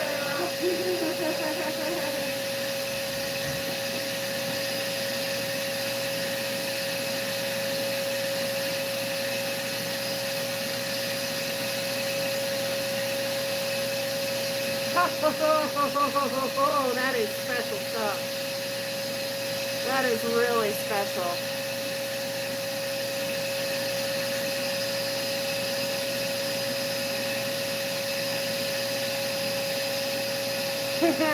Struggling with the camera.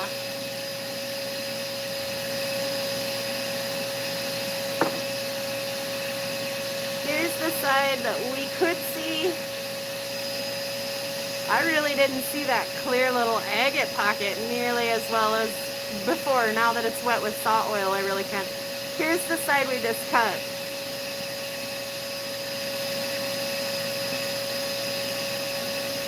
It's beautiful. Ah, the focus sucks so much. I am so sorry, guys.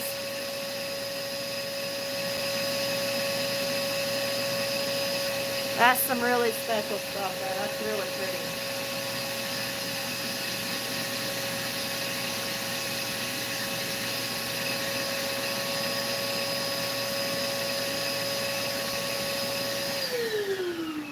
Good enough. Good enough for me. Call that good enough for now. Oh, that's pretty. Woo! We are liking that.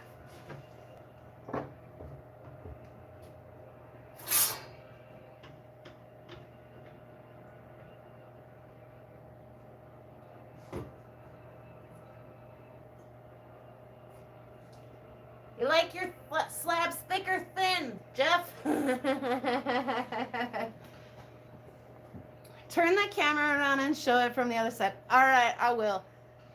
Let's get this set up though so I can get the oil off my fingers first. Do you like a thicker slab or a thinner slab, Jeff?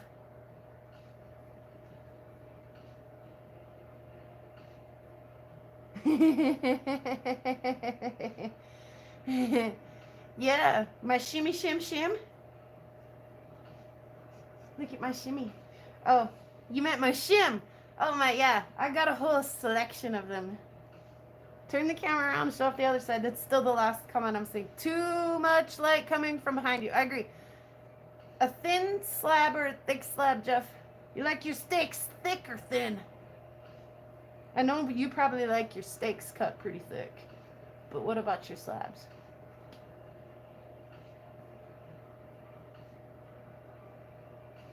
I got it set pretty thin right now.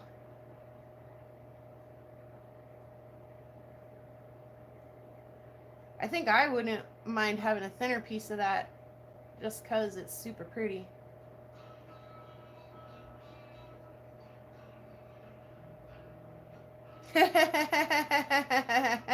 Okay, I do insist.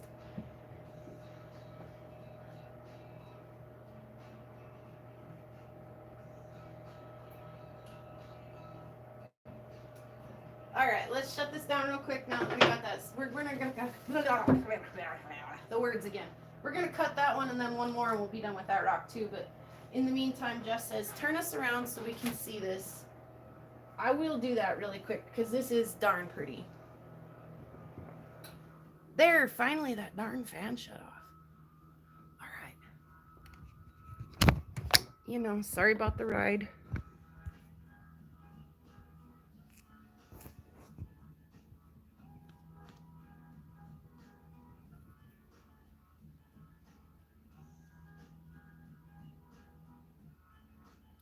Told you guys it was darn pretty. Darn pretty.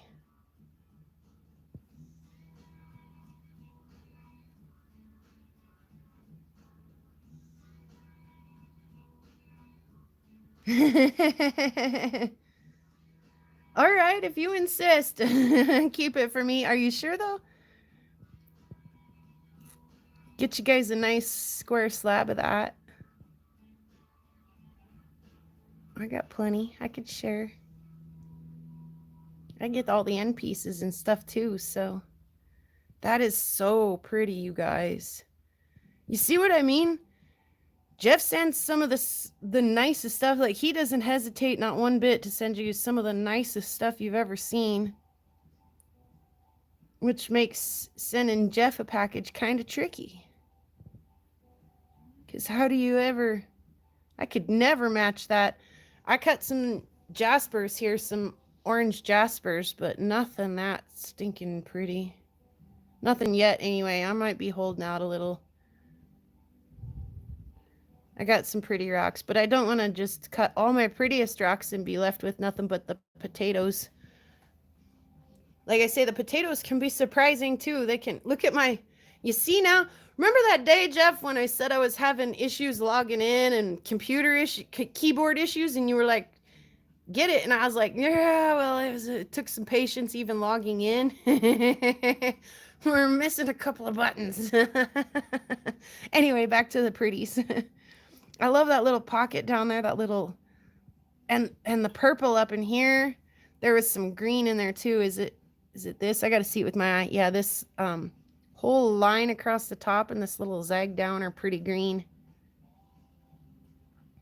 It's got all my stinking favorite colors in it. And yeah, that is not a druzy pocket. That is solid all the way across. Little quartz or little agate pocket. See if I can get it. See what I mean? There's no hole there.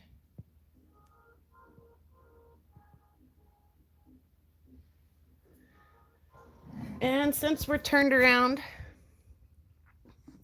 that one's oily. So am I. Look at that. I'm just glistening in saw oil.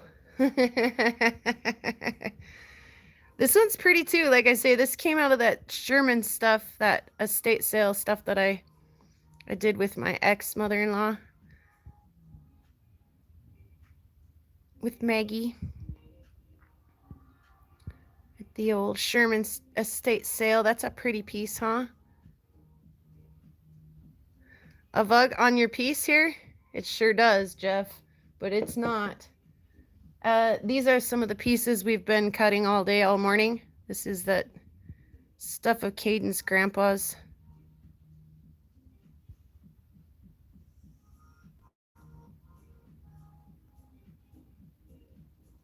Look at that feldspar piece right there. Isn't it pretty?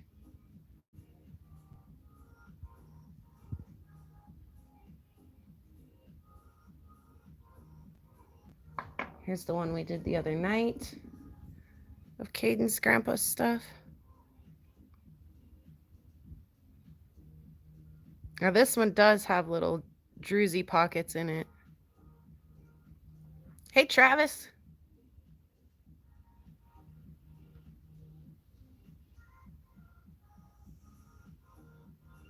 There's the outside of that rock. I hoped there would be more blue in that, but I'm not disappointed in what is there. That's for sure.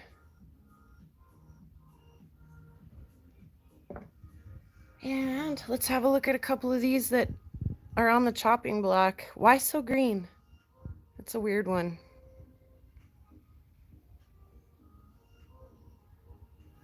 That's some Mohusive agate. Look at that. I hope that goes in there just a little ways. In fact, I'll probably try to stick that side out, so that's one of the first slices. That big triangle piece in there is, that's pretty cool.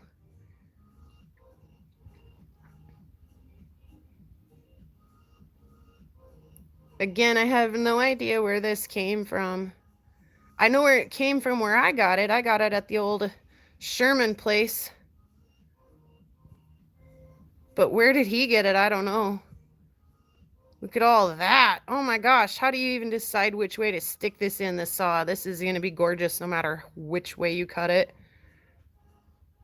Like I say, it does these, like, I was trying to say, it does these like quartz point looking things on this side. But it's all like agate material. It's pretty crazy. That's wild. That's a wild rock. It's going to be fun. And then the beefsteaks, or the meatloafs, we've called them both.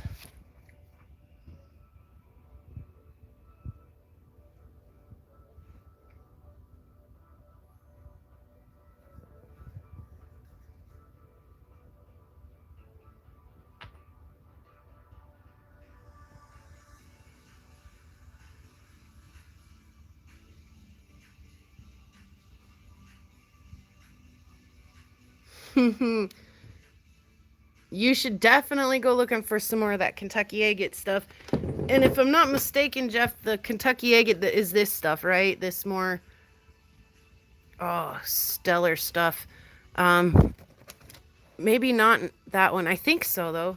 But yeah, this stuff for sure. This stuff that you sent me is so pretty. And I just happen to have it like, let me throw you guys. I just happen to have it like right off screen here in this box. This stuff I cut from you before.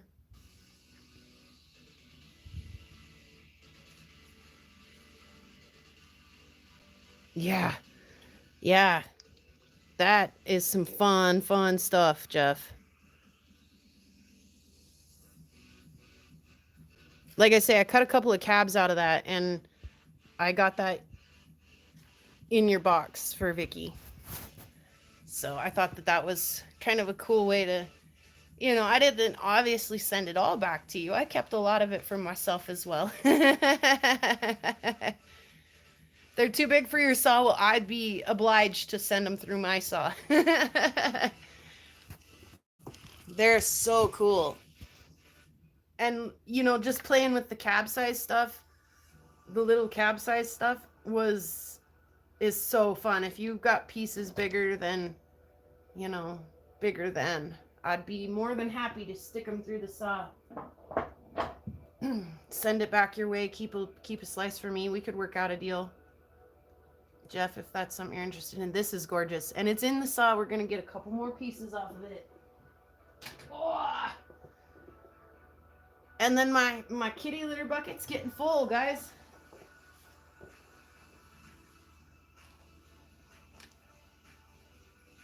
Put the lid on, give it a little shake. Get some of that oil soaked up before we go wash them off. Ooh, I might sneeze. That would be wonderful. I actually kind of like to sneeze. It feels good.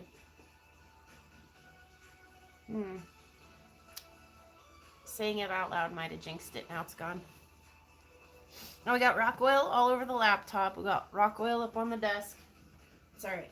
We might even have some in the coffee cup. It's okay. Yeah, even if it's just one big chunk. I really like that Kentucky material.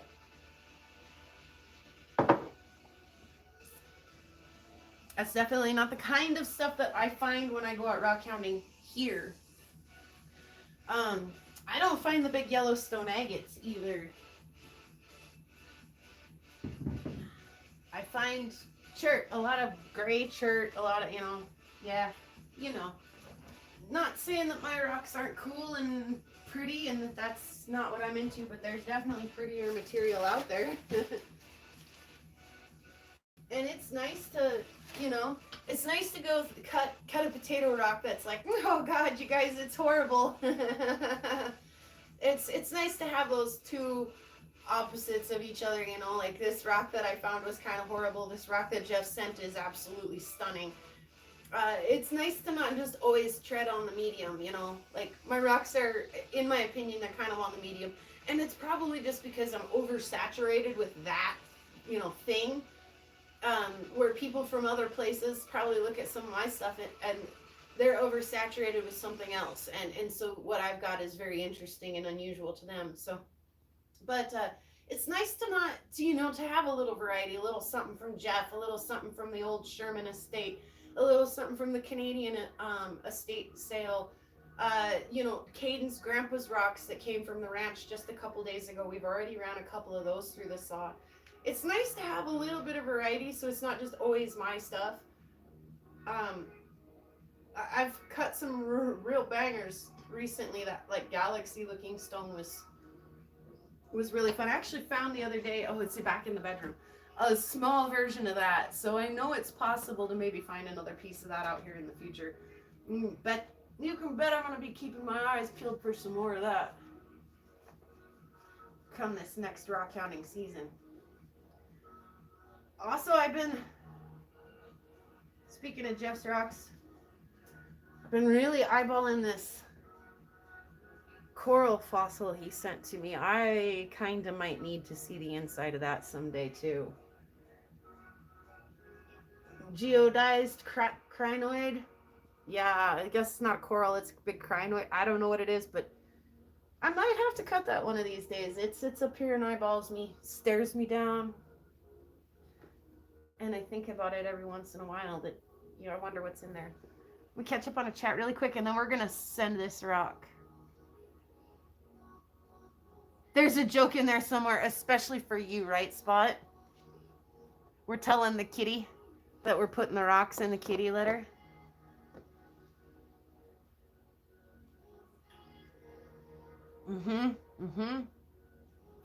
Yeah. You know, those people who are, you know, digging it at the Herkimer Diamond place all the time probably get a little tired of seeing Hercs all the time. I personally don't. I don't know if you could, you know, ever get tired of seeing them. You know, I think you could. Like in the same way that, like, I'm just like, meh, over Crystal Park. I think you could probably feel like that after a while. You know, or like, the crew was doing the fossil dig, the pay to dig fossil sites. And that's really, really cool to go do. But if that's like, you know, if that was all that was in your backyard, you'd probably get a little tired of it and want to do something different. But you guys all know, you know, Montana agates, Montana petwood, jaspers, they're about the hardest thing in existence. And so it's nice to cut something in between that isn't, you know, just frustratingly hard. So it is nice to mix things up.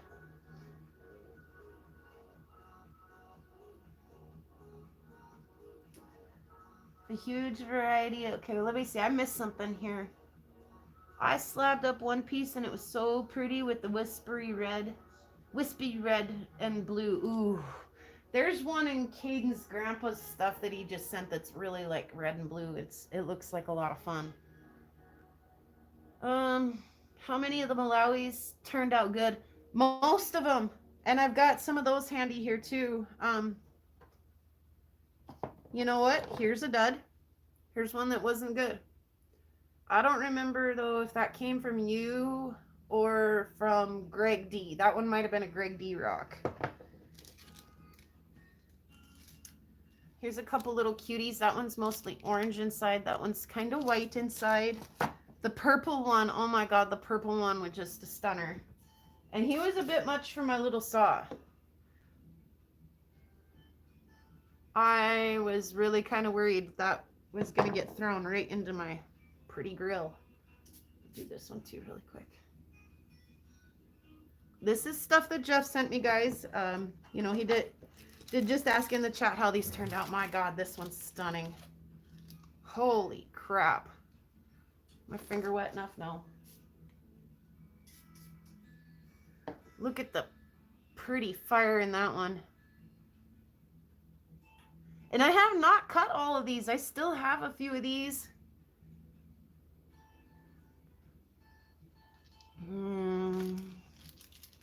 Yeah, most all of them are darn pretty. Look at, there's the other half of that first piece I was just showing. Oh my gosh, you guys, the Malawis. Wowie Malawis. And there's a piece again of this. I think maybe this in Caden's grandpa's stuff. Sure does look like Malawi. Let's see real quick if I can fetch it. Oh no, our lid got brokified.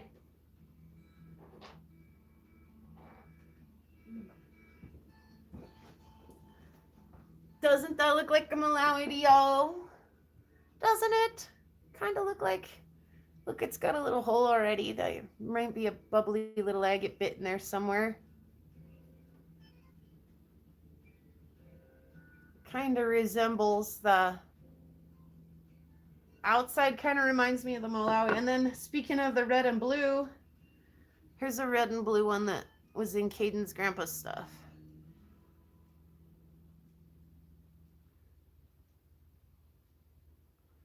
So we're going to have a lot of fun. I don't want to spoil the surprise. We'll talk about these probably next week. We'll take probably a real close look with the camera the other way, probably more. This episode's been the camera this way a lot as we cut rocks, but this episode will probably turn the camera around and really have a look at. If I could cut inside, I would cut you some slabs of different stuff.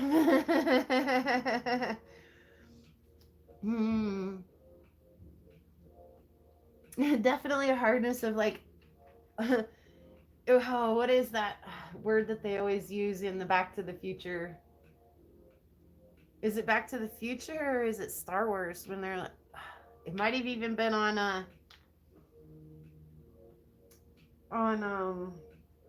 The Princess Bride, and they like, when they're going so fast, they were going, what did they say?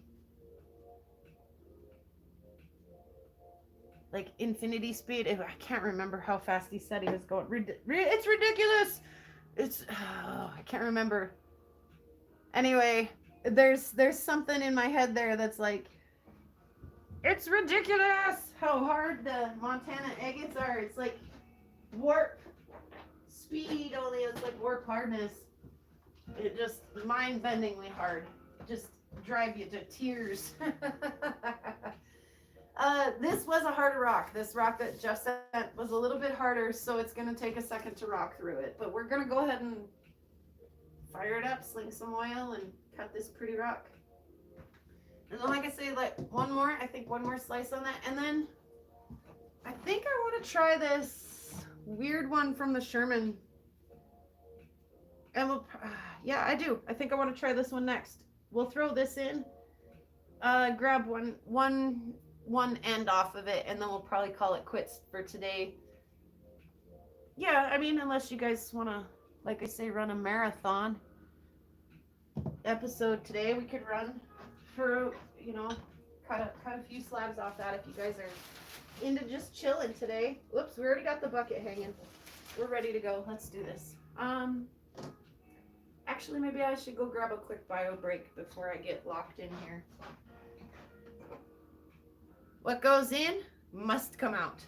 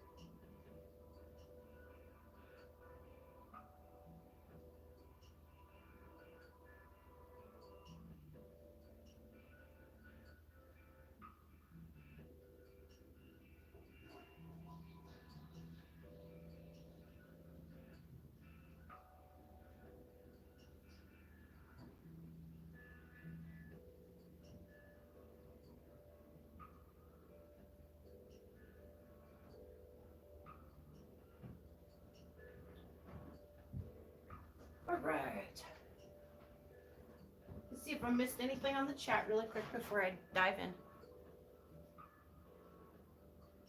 in. I do get a kick out of the fact that Jeff says if he could cut inside, he would make some slabs of some different stuff. What's stopping you, Jeff? I mean, sure, I have to make some special arrangements to make this work. I really do. There's cardboard and kitty litter and things that I wouldn't usually have all over my living room, but it's worth it. This is my day off from my job that pays the bills. You know, the one that numbs my mind and kills my soul. No, it's not quite that bad. I actually really enjoy the people. So it is kind of a breath of fresh air for me to go enjoy people throughout the week. Otherwise, I'd just stay here and do this. I'd literally hide under a rock 24/7 if it wasn't for the actual job that I have to go to. Like I say, once I'm there, I really enjoy the people. But yeah, this is my me time. This is my escape. This is what I do for fun on the weekends, right? So if I couldn't do this when I'm not out rock hounding, I'd probably lose my mind. I probably wouldn't be a very happy camper. So, you know, this is, in my opinion, this is worth it. This is not how everyone would choose to decorate their living room. It's probably not even the most functional setup. Like, I really do wish that my house had a little bit different layout, and that I wish I had some kind of a shop or something that I could do this in. But oh well, it is what it is. Nor insulated. Yeah, you know, 60-degree temps is pretty dang chilly for doing wet cutting. So, what do you do? You know, I do this because this makes my heart happy. So, yeah, like I say, this probably isn't everybody's first choice, and this is a lot of stuff that a broken little vacuum in the corner to exhaust this and stuff. It's kind of bizarre, but yeah, this is. I can't not, when it's nice outside, I can't not be out there looking for treasure, you know, deer sheds, rocks, just old bottles, the uranium glass and that old antique blue glass and stuff that I make the cabs out of. Going out when the weather is nice and then having, I got a cabbing machine in my back entryway. Who the heck does that? And I don't have to, but I've felt the need to apologize once or twice. Like I said, we had the internet guys in here the other day, and they're coming through that back entryway, and I'm like, I apologize, this looks bizarre, and it, it's kind of filthy and dirty, and it smells funny too, but welcome to my home, welcome. If I didn't have that stuff if I wasn't going out in the summer and bringing all that material in to work on in the winter, I don't know what I would do with my free time. I don't have any free time because I do this. So, but yeah, it's a labor of love. I love to do this. This is what I would do whether you guys were hanging out with me or not. It's a little nicer to have you guys along, but yeah, this is what I do with my day. So I go ahead and make the arrangements. We work around it. We make it work. Me and the kids make it work. My significant other as well. He's very understanding, and he comes in, he's tripping over boxes of rocks and stuff, and I'm like, I'm sorry, let me get those out of the way. He doesn't care one bit. He's got about as many plants as I have rocks, which is incredible to me because plants are another thing altogether.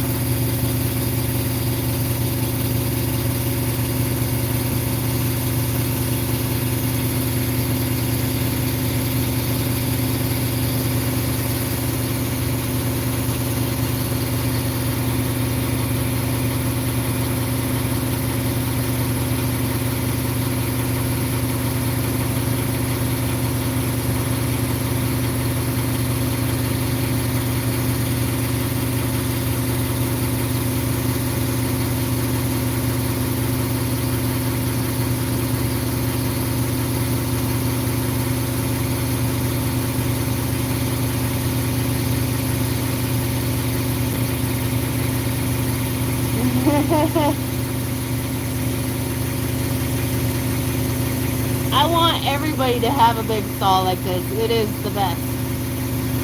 I really love my saw.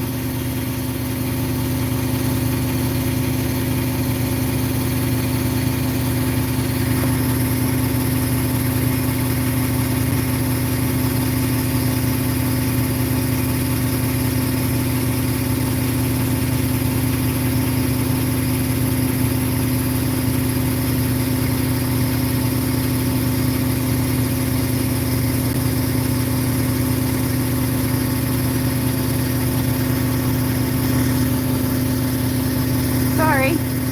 Trying to get you guys a better view, but like that's it. That's the good as the view gets.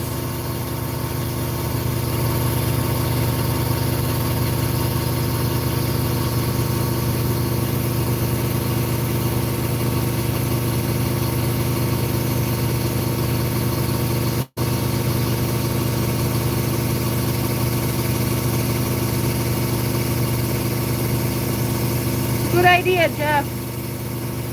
I really enjoy my cabbing machine too. I really, really do.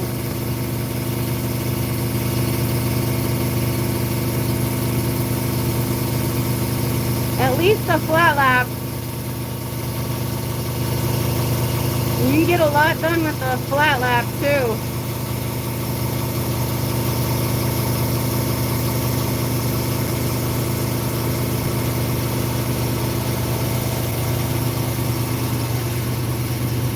I like to slow it down, like I say, right here at the end.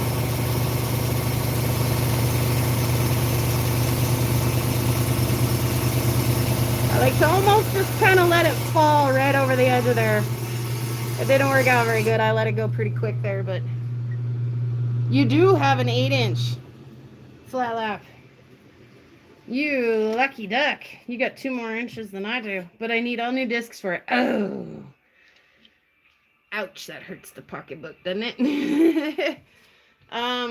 In the same way that I ordered the blades, like the Jingling Chinese blades for my high-tech saw, you can order diamond flat lap discs too. They just don't have a backing disc, and so you can order the backing plates too, and they're fairly affordable.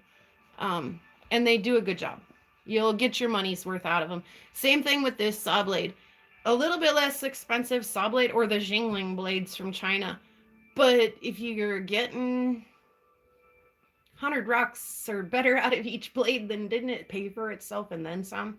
Especially on those littler 6-inch blades when they run, I think they averaged $3-4 a piece or something like that. That's almost disposable prices. Like you could almost just like cut and dispose. If you're cutting a handful of rocks with that $4 blade, I'm pretty sure you got your money's worth out of it. It's a little different story when it comes to the bigger blades. They're a little more expensive, but I feel like right now, this blade, I've already got my money's worth out of it. And I hope to use it for several more months at the very least, if not the rest of this year.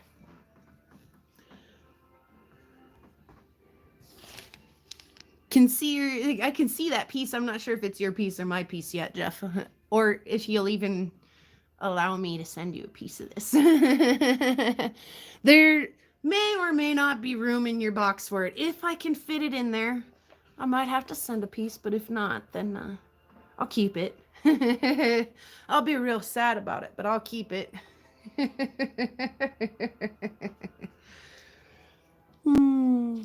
Yeah, it's pretty in there. We'll take one more off there, and then like I say, we'll try to get that kind of weird muddled.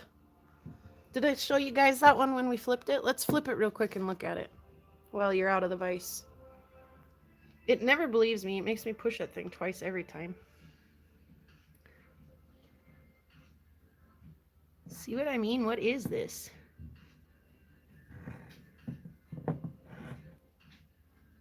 Some kind of chert? I will then. Make something out of it for sure. Will do. Purple, yellow, brown. Brown, purple, red, yellow. I'm not even sure what all colors are in this rock. But, yeah. Bear's in the house. Hey there, Bear. Let me catch up on the comments and everything here real quick, and we'll let some of the oil vapor settle in there, and then we'll suck it out. You did make it. I'm glad. I'm glad you're here. Oh, yeah, and I've been the more proper height if I sit like a 6-year-old on my heel here. Let's see. Did I miss anything? Hopefully spring will will get it finished inside and out. I hope so too. You've never found a shed horn? Wow.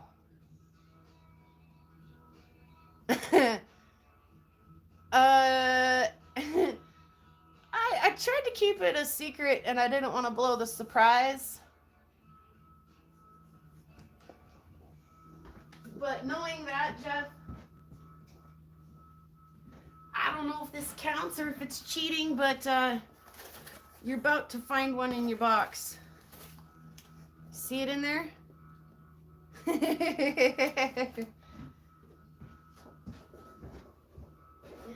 Does that count?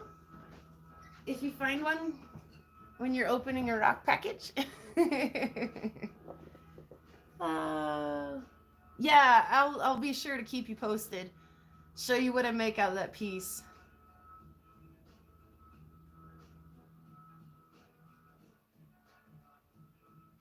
Yeah, I am happy with those cheaper flat lap discs. Let's see, actually, I was keeping a bunch of that stuff here. No, they're over here. But I do have very real expectations about what they're going to achieve for me, right? But then again, too, I don't feel like a jerk when I leave them on there and treat them like crap and they get all rusty. I don't feel like such a jerk because they were kind of affordable. So you purchase this backing plate, which again was kind of affordable. I don't even stick them. I just set them together and tighten it down with the little, the flat lap guy and let her rip. Here's a 120 grit. Here's a 180. And they're just the little diamond grinding plates. You do have to have a backing plate for them. Montana has a great whitetail and mule deer. Yes, and elk. I don't know if you guys see some of my elk sheds. But yeah, like I say, that's been a tradition. That was my hobby, my passion, you guys, I've always been outside. You can't find me. Unless you see my truck parked on the side of the road. I don't have a cell phone, so you're not going to call me and find out where I'm at. And I'm never. Yeah, mice eat them here, but so do porcupines and other things. See, that's one of the things about our shedhorn hunting spot too is you want to get them out there and picked up fresh, otherwise everything chews them up. But before I was a rock hound, I was an avid shedhorn hunter. I was out every time, all day. I mean, I can't even tell you how many thousands of miles I have put on. Yeah. And then that gets to be it's a more fast-paced walk when you're shedhorn hunting, because you could see, I mean, you're not going to miss them, like you would a small agate or a piece of petrified wood.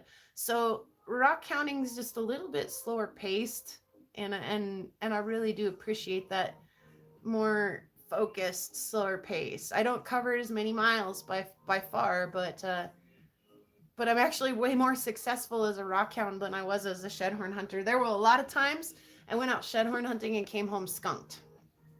I didn't find anything. So, usually when I go out rock hounding, I'll at least bring home some crappy quartz or something.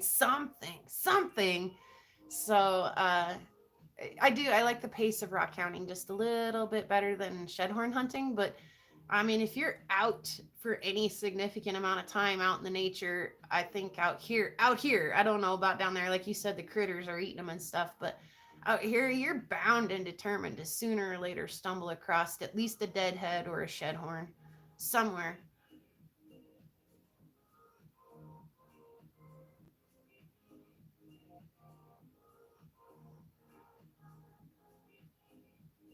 I didn't see it.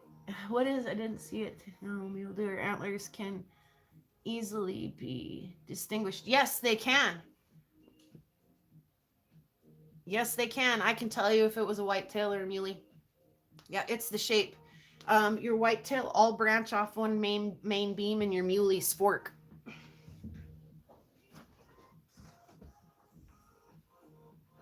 fact, I got a really nice example of one of each right here. Here's a really nice muley shed. It forks.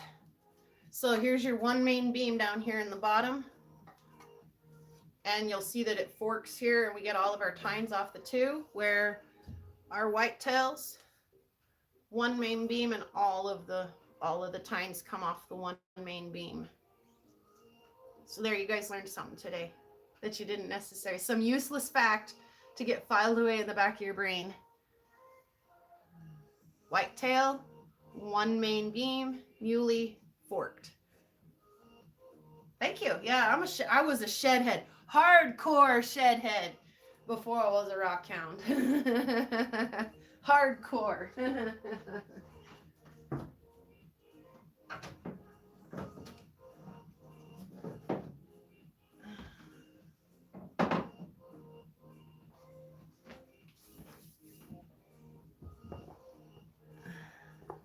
Thanks. Yeah, some big old beefy deer out there.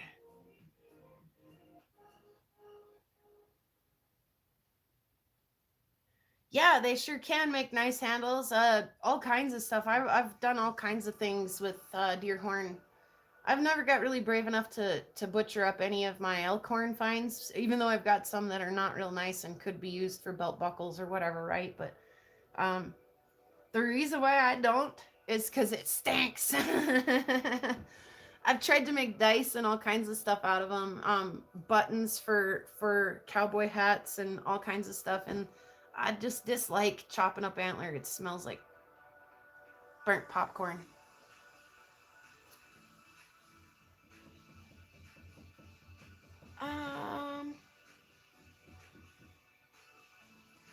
Jim Hunter in the house. Hey there, Jim.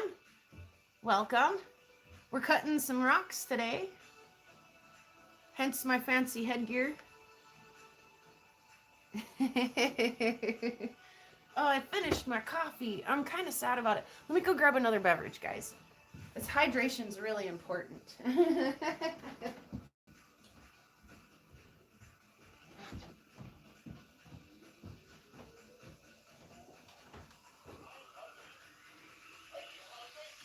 Oh, there's a talking snowman in my fridge, and he makes me a little irate. Sometimes I tell him to shut up all the time, and he never does.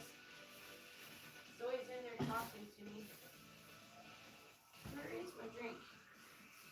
That's sad that it's not in the fridge. Where's my drink? Go well, I'm drinking it. Yeah, it's cool. It's not cold, but it's cool. I'll take it.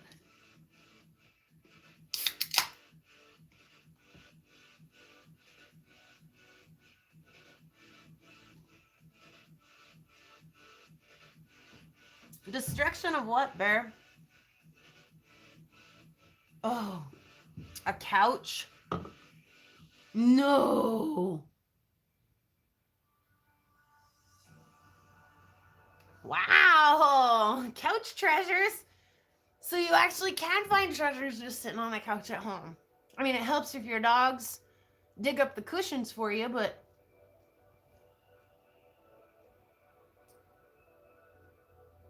yeah, right on the border, actually, Jim. I could probably throw a rock into southern Alberta from my house. I'm about 8 miles south of the border.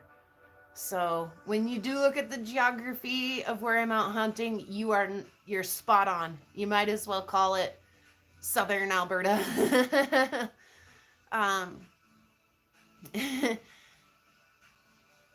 Yeah, that's something else there, Bear. You know, back in the day when I had roommates and stuff, I came home from work one day and my roommates were burning a couch in our driveway, and I was like, "Oh my god, the cops are coming for sure." I was like, "What are you guys doing? Oh, how redneck? Like, who burns a couch in their driveway?" My roommates did, and it was fine. The cops never showed up. No one cared, but I was in a panic. Or is it? It's Comerica.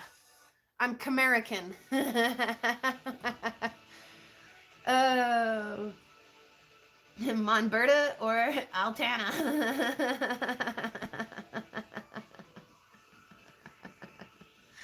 Comerica.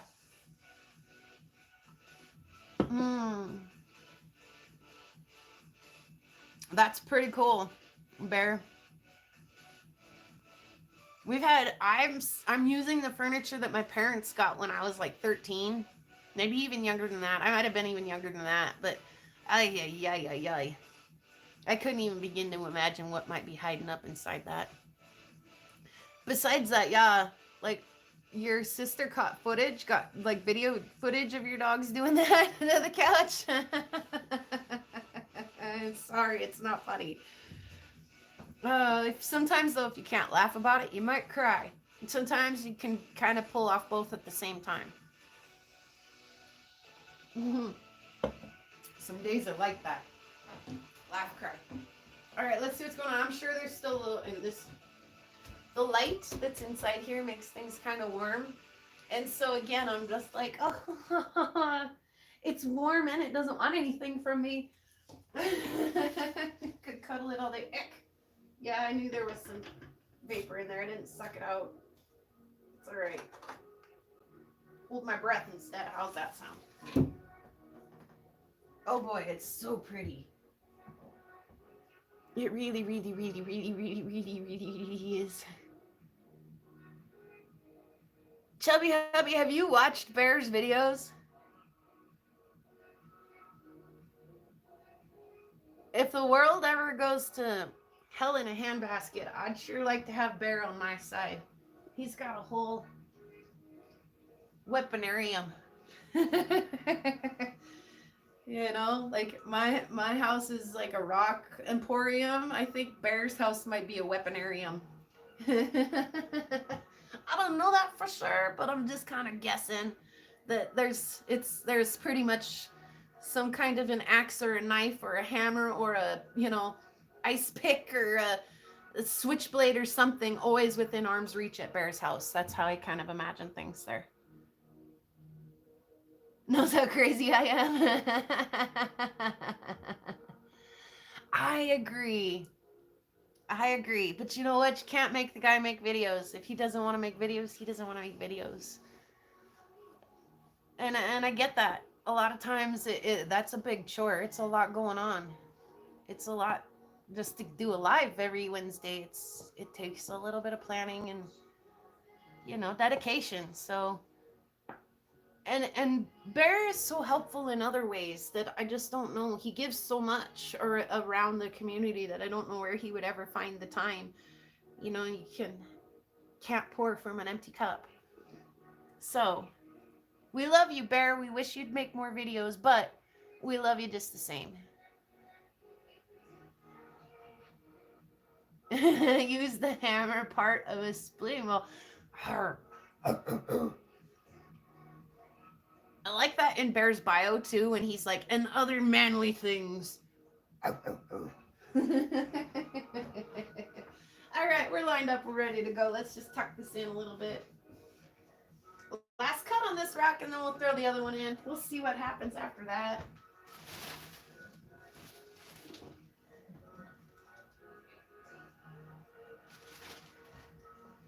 We're a long way from home plate here. Ooh, now we're touching. All right, there we go. Fire it up.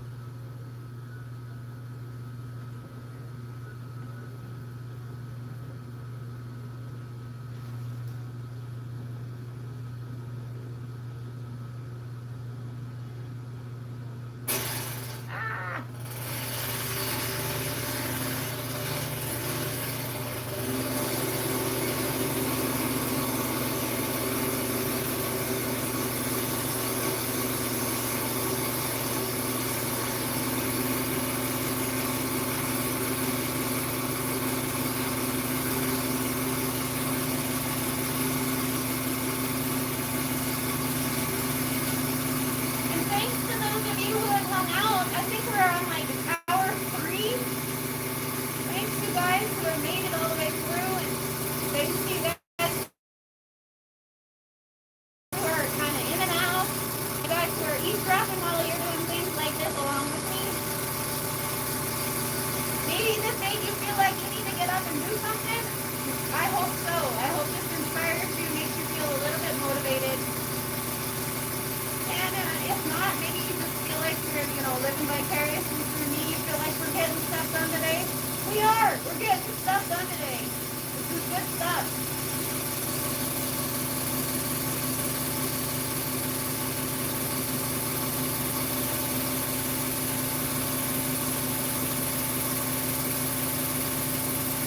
It's a darn pretty day on the prairie.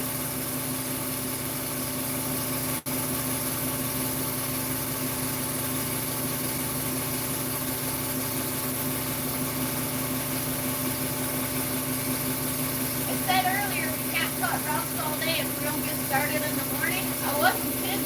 We're gonna cut rocks all day. Whether you guys are here with me or not.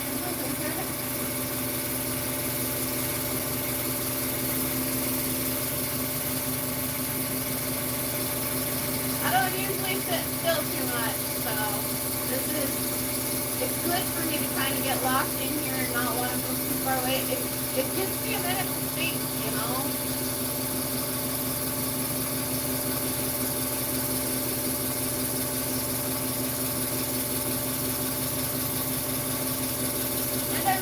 appreciate the outcome. There's usually a pretty rock on the other side, right?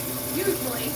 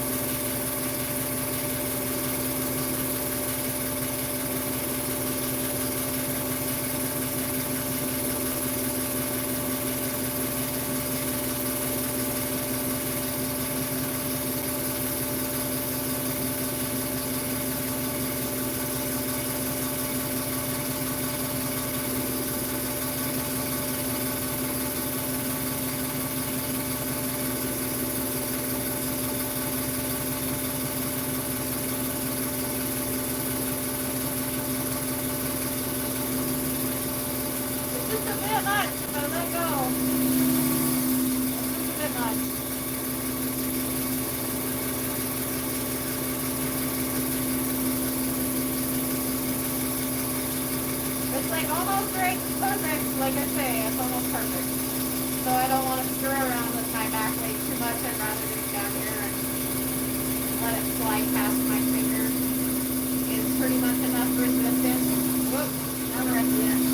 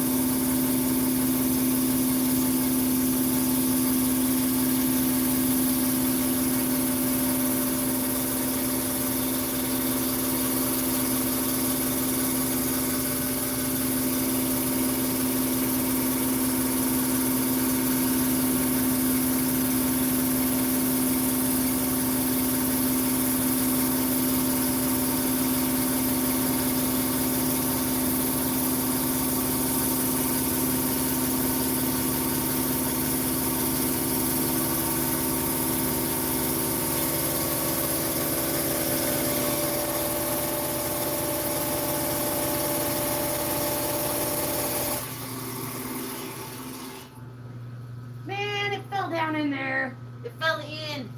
I hate it when it falls in.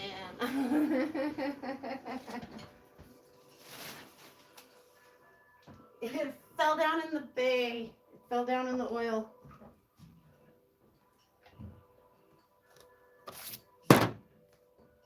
That's why I got cheap gloves. I got good ones. I got like the, you know, the good old like 6 mil and the 8 mil for when I'm running my cabbing machine. But when it comes to like digging in the oil, I got just like cheap gloves so that I don't have to put my whole hand in it. Jennifer's here. Cynthia's rocking the chat again. Get her done. My kids run a bee yard, Chubby Hubby, and sometimes they make some candles with their natural beeswax. Why are you asking? Why you want to know about my kids' beeswax?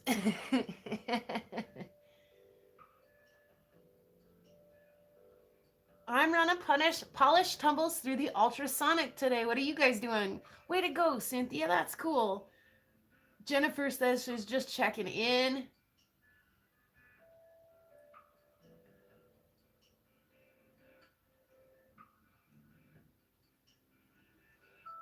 Yeah, I thought about an ultrasonic before too, once or twice, but I think I could probably live without it and invest my money in some more practical things.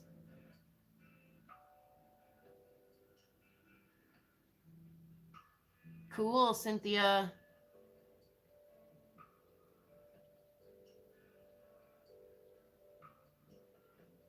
Candle wax dye. Liquid dye now. Not familiar. Huh. I'm not either. All right. We're gonna do the thing, guys. Like I say, this is probably just as noisy, if not noisier, than the saw itself.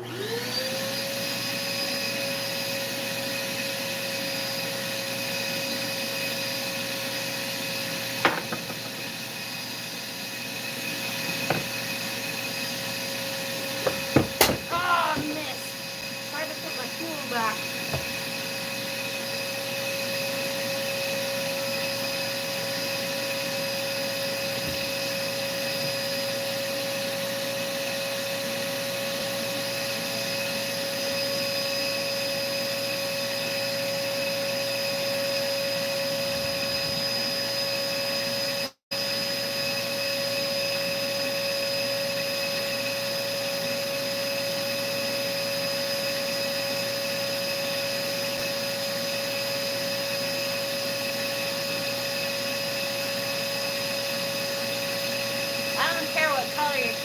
I just want it to smell good.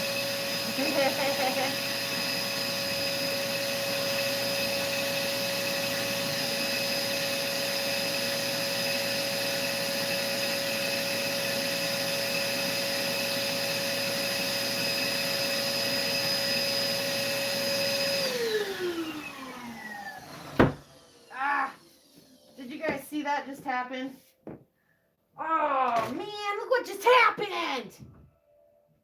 I set that lid down just a little bit aggressively and it went, and I am not kidding you, it, look, way to over here, just splattered oil all over my stuff. Dang it. I mean, all over the place. Is it dripping down the wall now?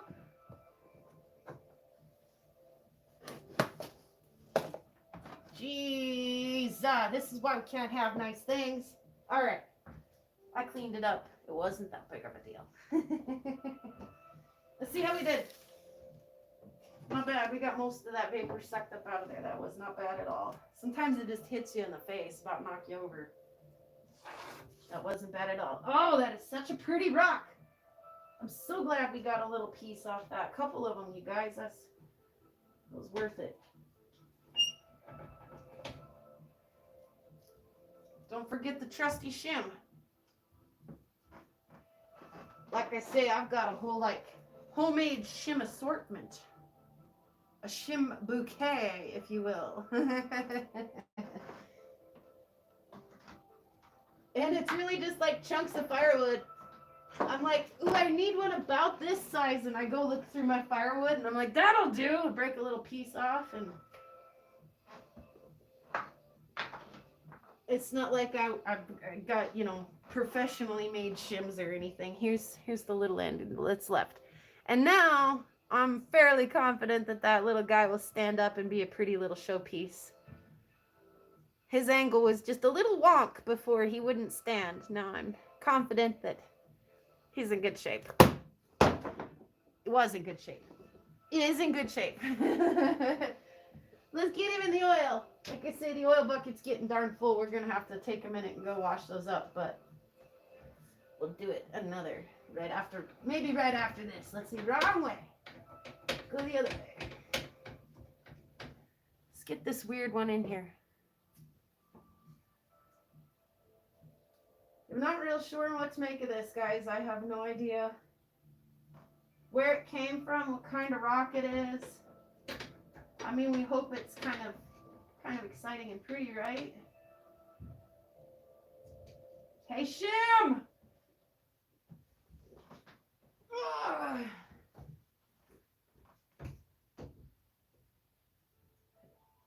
Excuse me. I got into that carbonated beverage and now I'm like burping.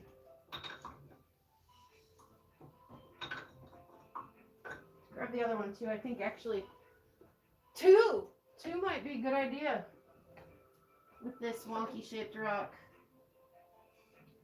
Actually more than two. Let's see.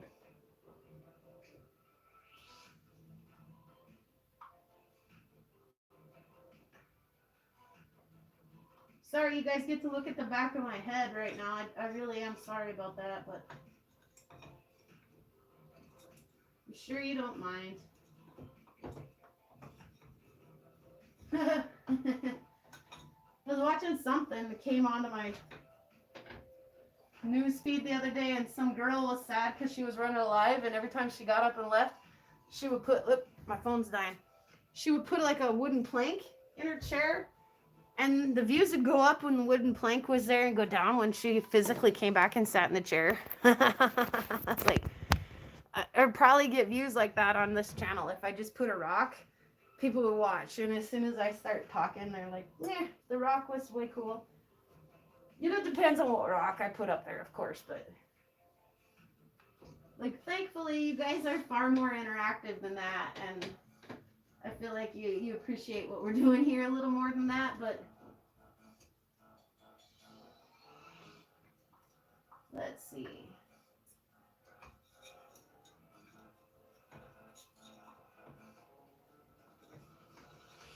I might not have a shim of the proper size for this job.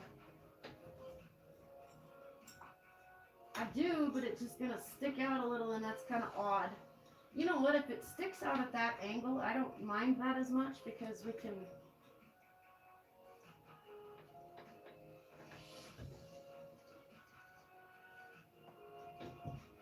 definitely stop the rock before we get there. Let's see, a little less even.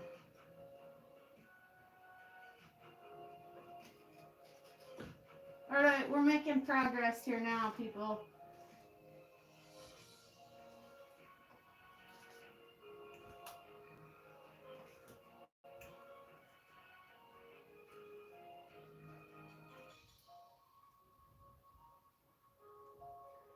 That's not maybe the way that I would have really loved to have got this in here, but you know what?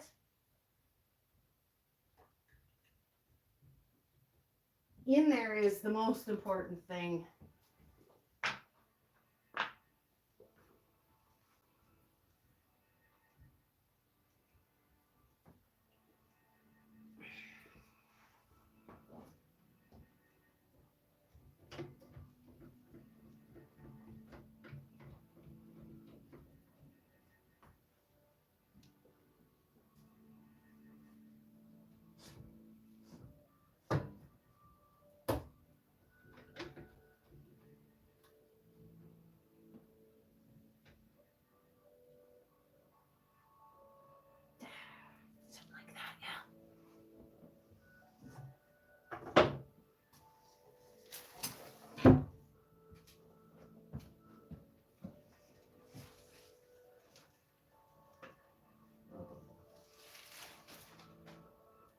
it's a nice day out there. Oh my gosh. Hey! Meteor shower. Anybody go out and have a look last night? I think it was supposed to be peaking last night.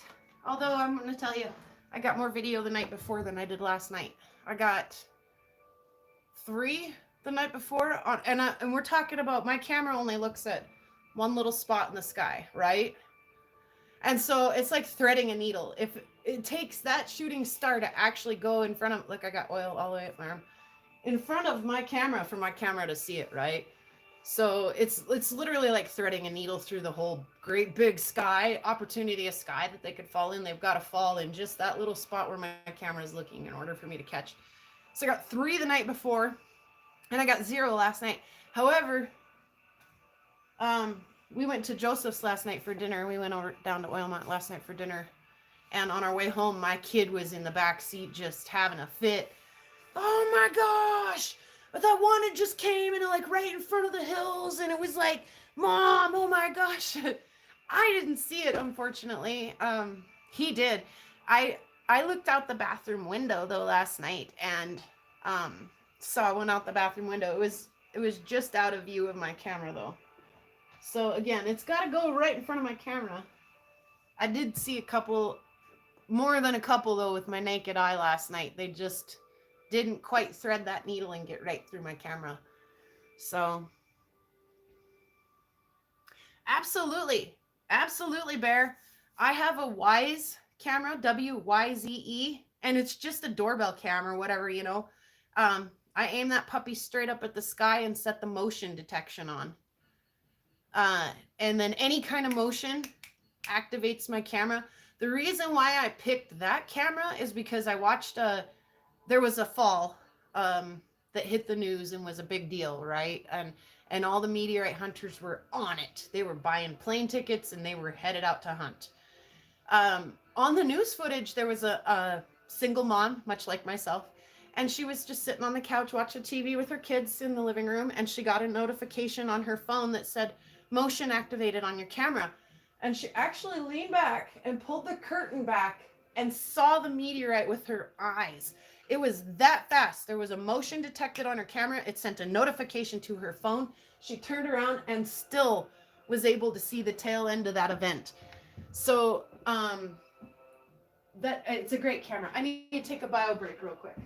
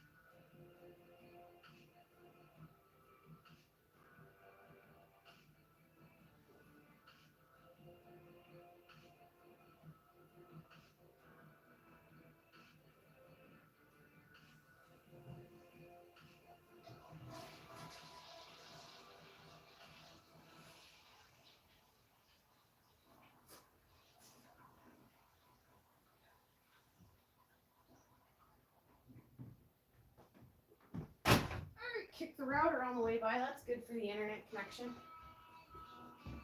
All right. Yeah, anyway, it's a cheap, basic camera, but it really, really, really does the trick. And it's all like really like true to actual color. So if you see one that comes in, it looks white or yellow or orange or green, that's probably what color it actually would look like. And I know that to be true because I've stood out on my back deck and watched the northern lights with my bare eyes versus the footage that my camera is taking, and it is as near to real light as I have seen any camera do. A lot of the cell phone cameras nowadays, if you put them at the northern lights, they auto adjust and show a lot of the violets and greens and things that your eye doesn't see, which is neat. It makes a great picture, but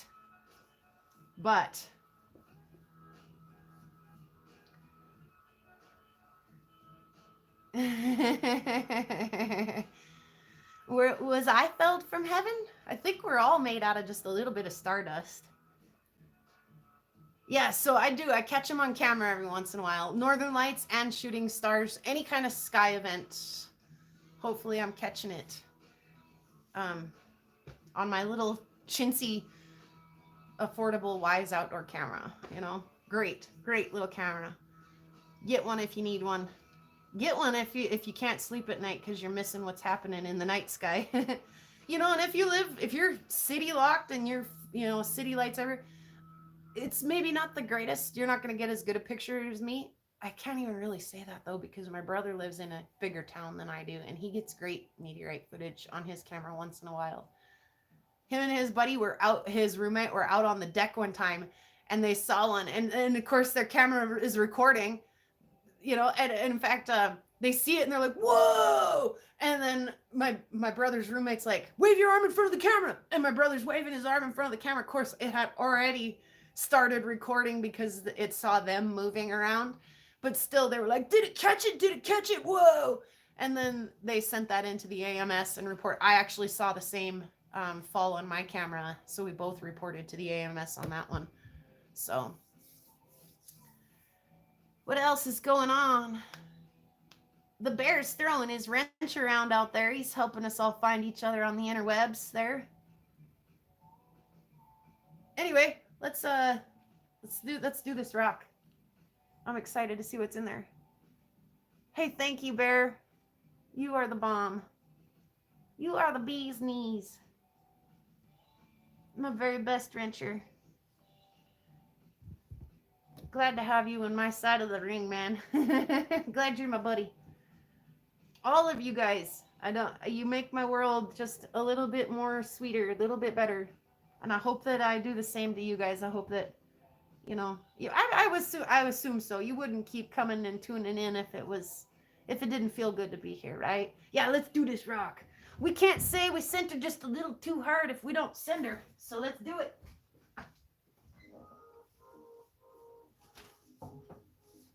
I'm curious to know what this looks like. I've never cut one quite like this. We're going to find out together. That's cool. That's fun. It looks like it might be a little softer, but I'll probably be real surprised to find out it isn't. It looks like it might be some kind of chert. You know, looking at this one more time here. If I start there, we're only going to get about 2 slabs off this rock. Let me think about this for just a second. 3 slabs, 2 slabs. But if I go much farther back, it's kind of a crap spot to start in, and it's really will only get just little. This is going to be just fine. I'm plumb happy with the decision I made there. Let's go. Music's not bad. I hope you guys can hear it a little. It's not bad today. It's been okay. You gotta flip that switch like you mean it. If you don't, it's you have to split it twice if you don't flip it hard enough the first time. Alright. Let's find out. Let's find out about it.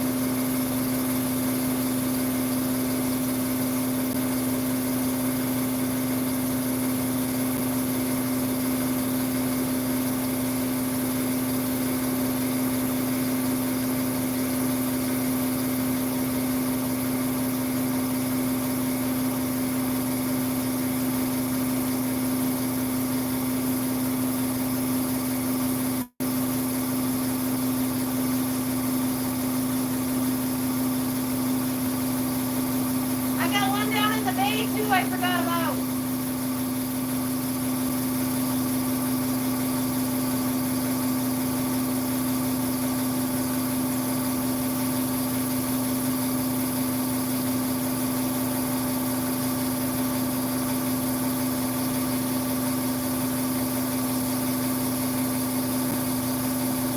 Nice soft rock.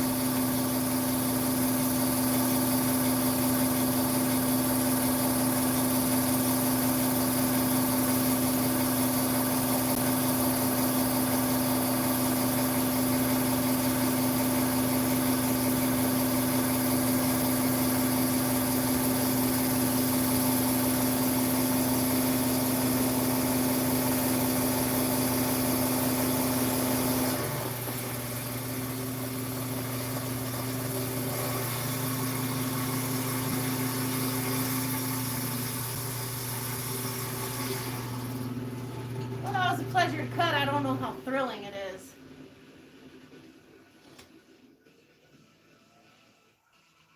I don't know, guys. I don't know. I don't know if I'm in love with that or not.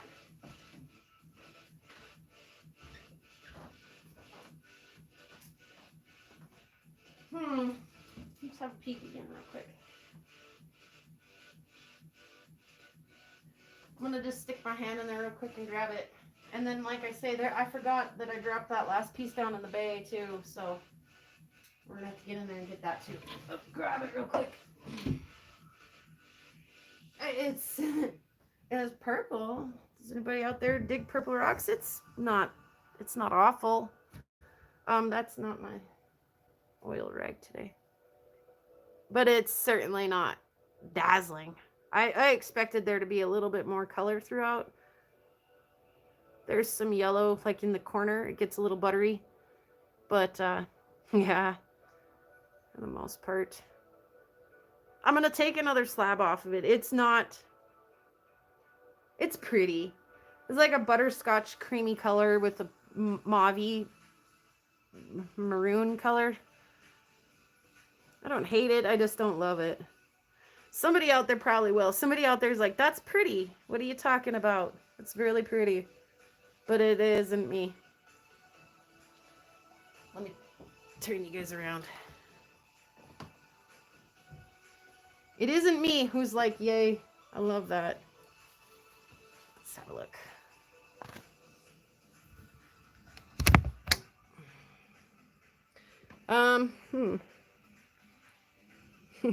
Try to find the most least oily finger to poke the button with.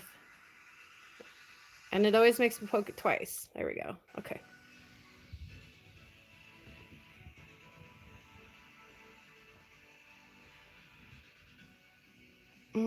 There. We're getting some color.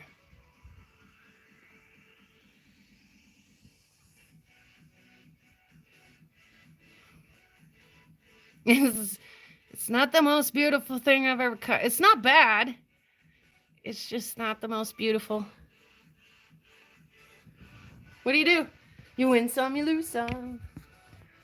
All right. So I do want to get in there and get that rock out of there, but I also don't, I need to vent some of the fumes out of there first and maybe take a lunch break before my meteorite group starts here in a couple hours. So might have to call it quits.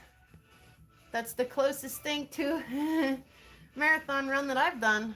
That's probably one of my longer lives. Where are we at? 3 hours and 34 minutes.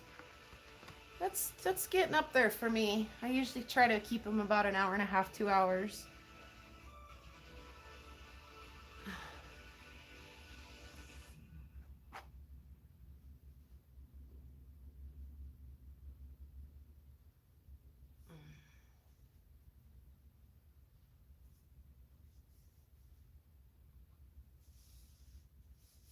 Yeah, no kidding. Spot that does work.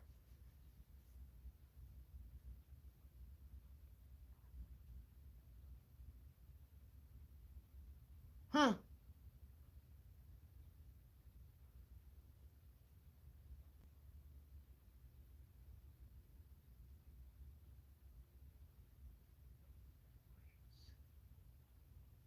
I never weighted my wicks. I always just poured. I would tie the wick across the top of something, a stick or something across the top, and let it hang. And sometimes it would go a little wonk, but now we're talking about candle making. The jar ones are especially easy to add. Extra wax too. I was able to find some really old molds from the back in the day when my mom and dad made candles years ago. Chimp candles? Am I reading that right?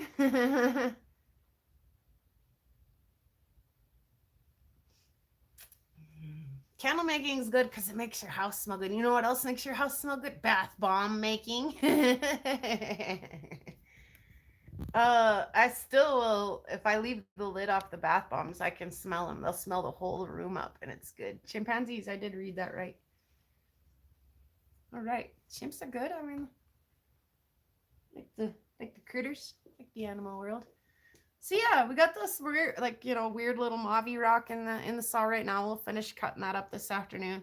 I usually sneak a cut or two into the meteorite meeting. I don't usually cut through the whole thing. I do like to pay attention, but sometimes they'll get off on a topic that's and I just put the earbuds in, and then, I don't need to watch. I don't need to watch about iron restorations.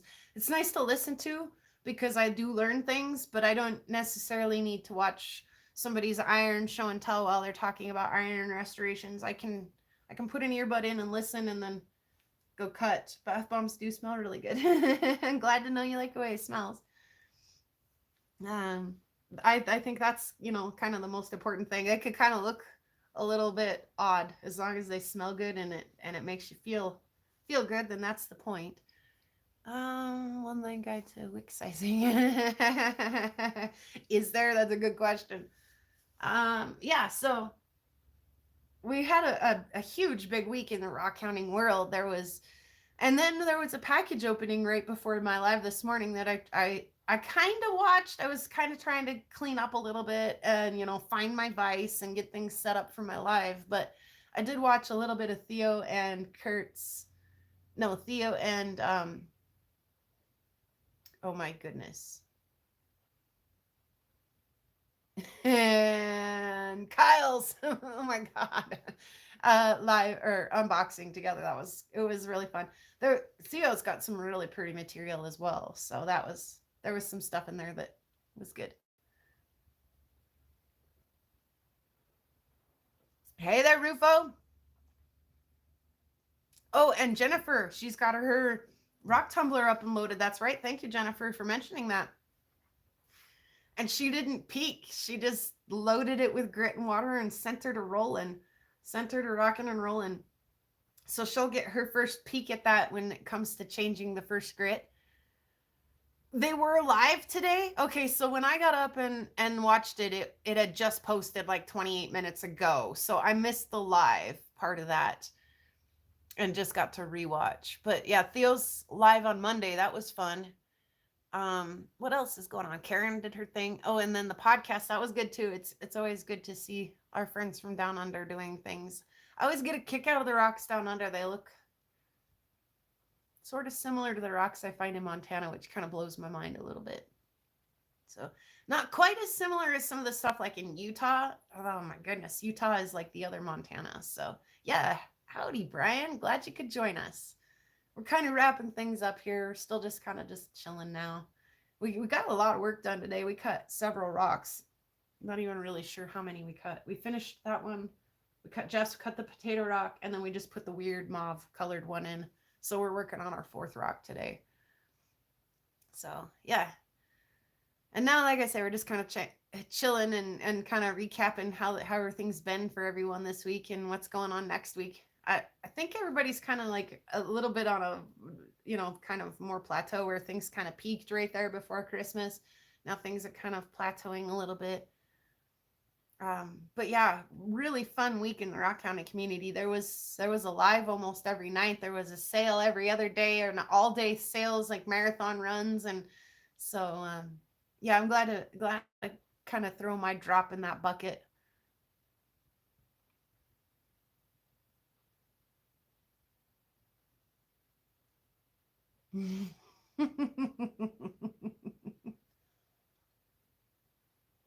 mm. Yeah, I'm curious to see what's in Jennifer's tumbler. That's going to be fun. I gave my tumbler a rest for a minute. I don't love running it in winter because I do have to keep it inside because it gets literally can get 30 below outside here sometimes. So yeah, sometimes I can't either with the lives, especially like most of Theo's live. I was at work. I jumped in right as soon as I got home and caught the last little bit of it, but it was good. And Rufo wants to go live here in a little bit. Oh, I'm excited. That'll fill the little gap for me in between this and then my rock, my meteorite thing tonight. So that'd be really cool, Rufo. Keep the ball rolling.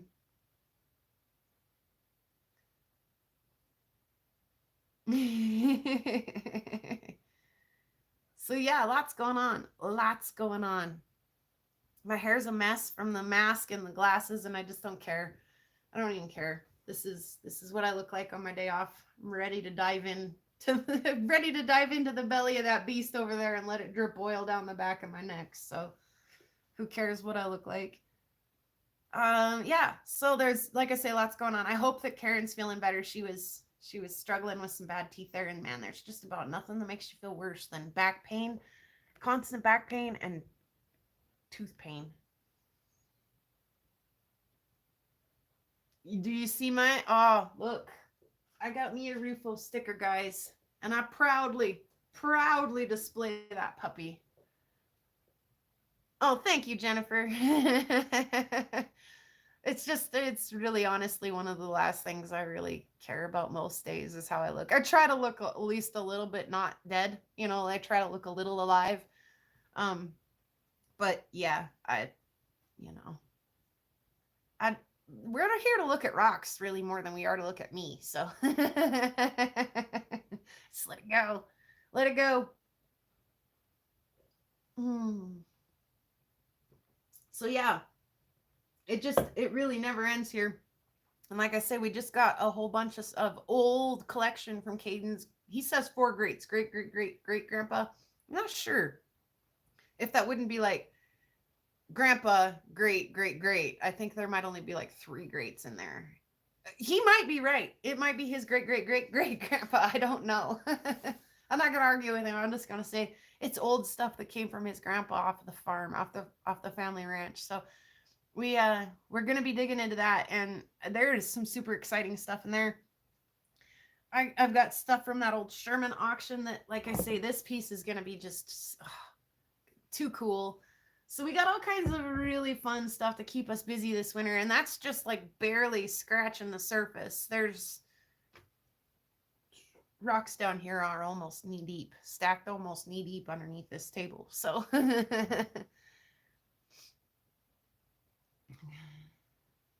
it is almost possible to go from stream to stream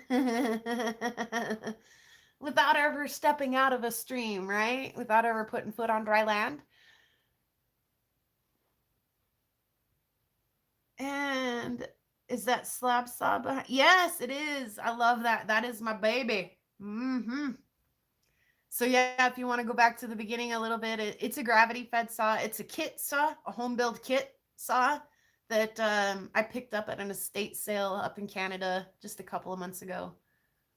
You should have seen the look on that, you guys, that customs agent's face when I came through. He's like, what was the purpose of your trip to Canada? He could care less. Like, he was just so dry.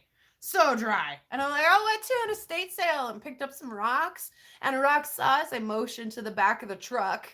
And he kind of looks at my rock saw and he's like, for business or personal use? And I'm like, well, currently personal use. I mean, in the future, we could maybe be making some profit off of this, but at the moment in time, it's just for my personal use, right? And he kind of looks again, and I should probably say something more about all the rocks in the back of my truck because I need to declare them. I am taking them across the border. But what do you say? Yes, officer. I've got 5 flats of rocks in there, some of which I can identify and some of which I cannot. And again, like he just didn't give a crap. He looked at the wood and the saw. He wanted to know that the wood was all treated and not full of bugs. Makes sense, right? He's like, "Yeah, looks good to me." And then the rocks too. I mean, he shined a little flashlight across the back seat, looked at him, and he was like, "Good, get the heck out of here." Like he did not want to hear about my rocks. Like I could have been like, "Oh God, I got all these rocks. I'm so excited. Look at the rocks ever." He was just like, "No, I don't want to hear it. Not interested. Don't want to hear it. Move along." I probably had less of a difficult time physically bringing rocks across the border than you maybe could if you were sending them via postage. I don't know. To send their entire audience to a new live stream. I haven't looked into it. You know what else there's an option for, Bear, is go live together. If I extended an invite, would you consider it? Someday, maybe?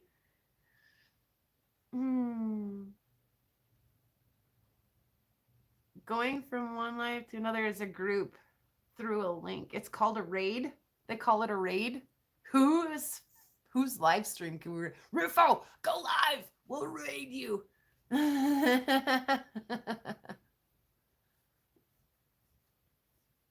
Oh, yeah, I mean,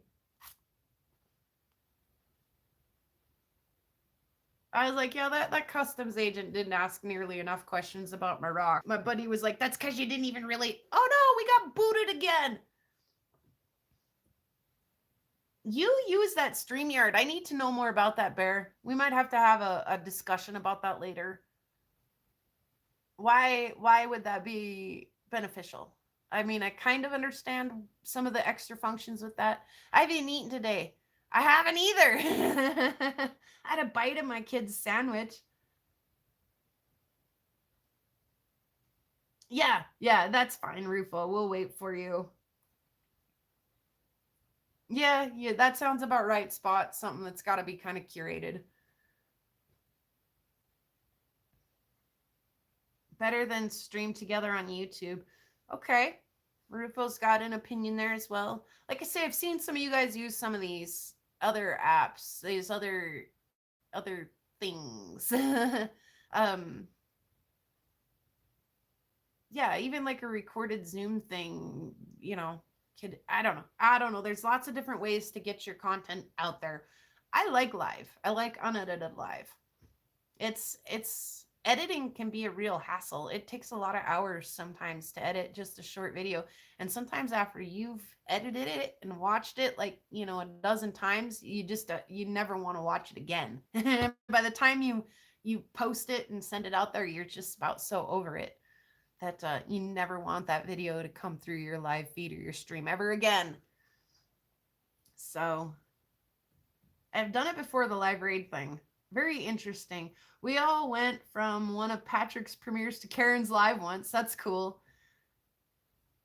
Redirect YouTube for the creator. Okay, very interesting. That's really cool. That's really cool. There's so much about even just YouTube that I don't know how to use. I keep meaning to go back. Rufo gave us some really interesting information one time on one of my lives about how to set up the next video that plays. And of course, it's all stuff you got to do on your computer. It's not in the app on your phone, but I need to be better about some of that stuff.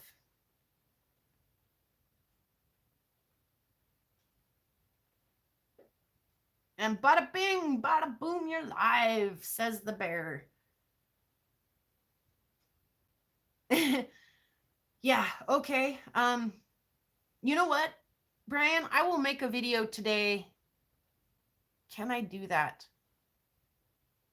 Yeah, you know what? I'll borrow my kid's phone and record that, how you set that because it's in the settings. And then I will post that on the Discord and tag Soul in it. I'll use my kid's phone to show you what I'm doing on my phone to get from the vertical to the horizontal, and then send it to myself from his phone and then to the Discord. I'd help, but I've never been live. Well, come on, Brian. You gotta give it a try.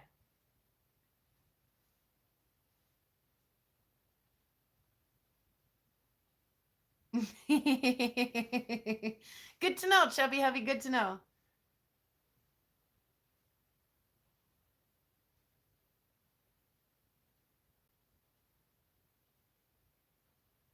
Yeah, yeah. So there, I mean, yeah, you know, there's, like I said, a lot of different ways to get that content brought to. So I'd be interested in trying some of those other things, the StreamYard and the whatever the other one was that OBS. Rufus tried to talk me into doing the OBS before, so I should maybe we've said we're gonna have a discussion about it before. We probably should one of these days. When he's not at work and I'm not at work and he's not live and I'm not live and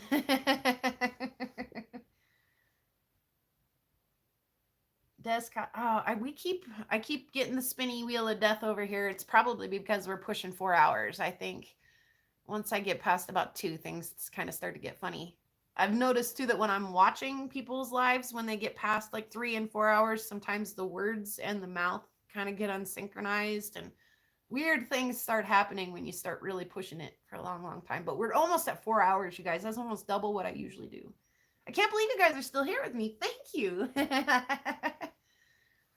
for hanging out in my weird living room with me.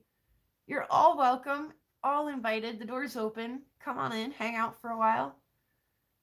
Have a beverage with me, cut some rocks. Oh boy, the sunspots. Spot just mentioned the sunspots. The sun is really active right now, but it's either been too cloudy or there have been no northern lights lately, and I'm starting to get a little antsy about that. I'd sure like to see some good northern lights. I know.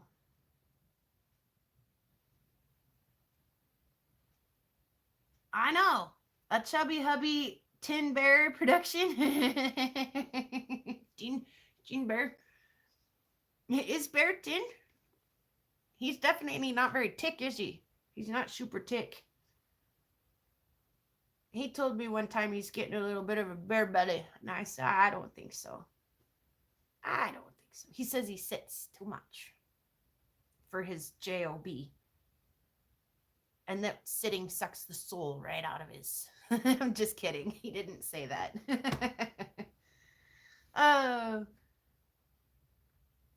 Yeah, chubby hubby. You know, I think it'd be fun to kind of roll through a bunch of you. I think it'd be fun to go live with you, chubby hubby. If I extended the invite, would you accept?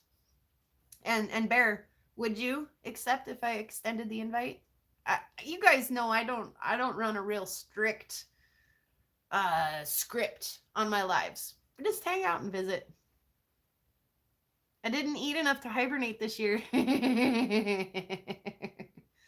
Chubby hubby would do it. Awesome. Yeah, Spot. I've had kind of an odd couple of weeks too. I blamed it on daylight savings there for a bit, and I'm still kind of feeling cussy about daylight savings. Still feeling a little saucy about it.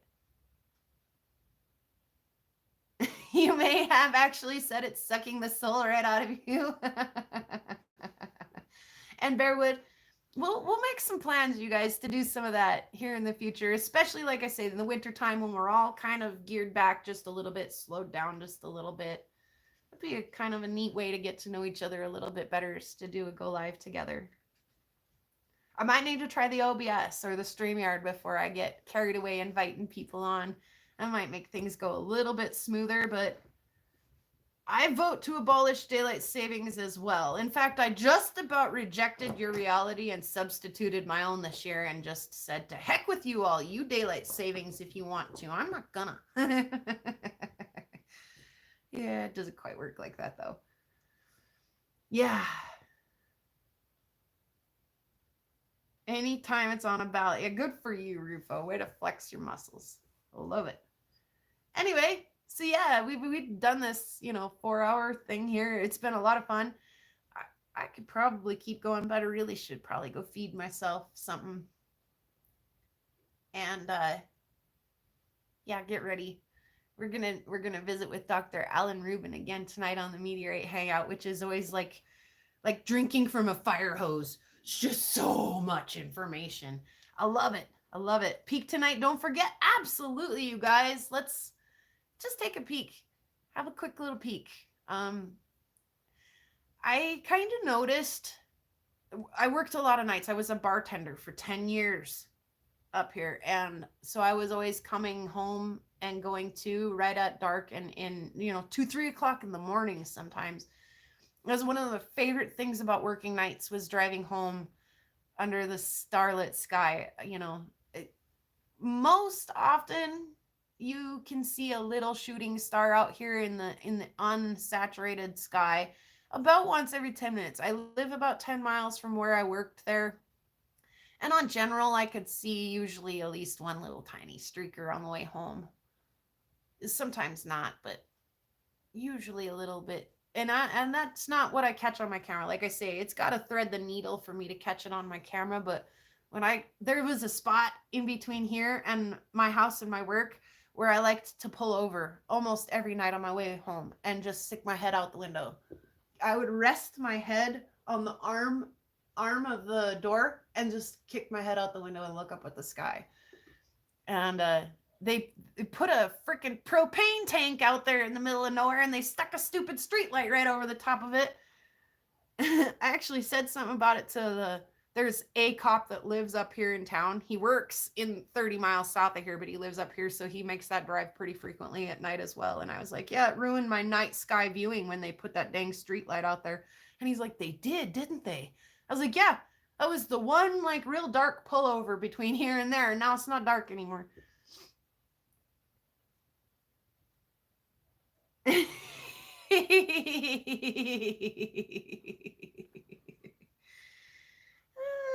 You know. I caught kind of an interesting situation on my camera the other night. I might post it on the Discord and ask for wrong answers only kind of thing like Karen does, and just see what you guys say.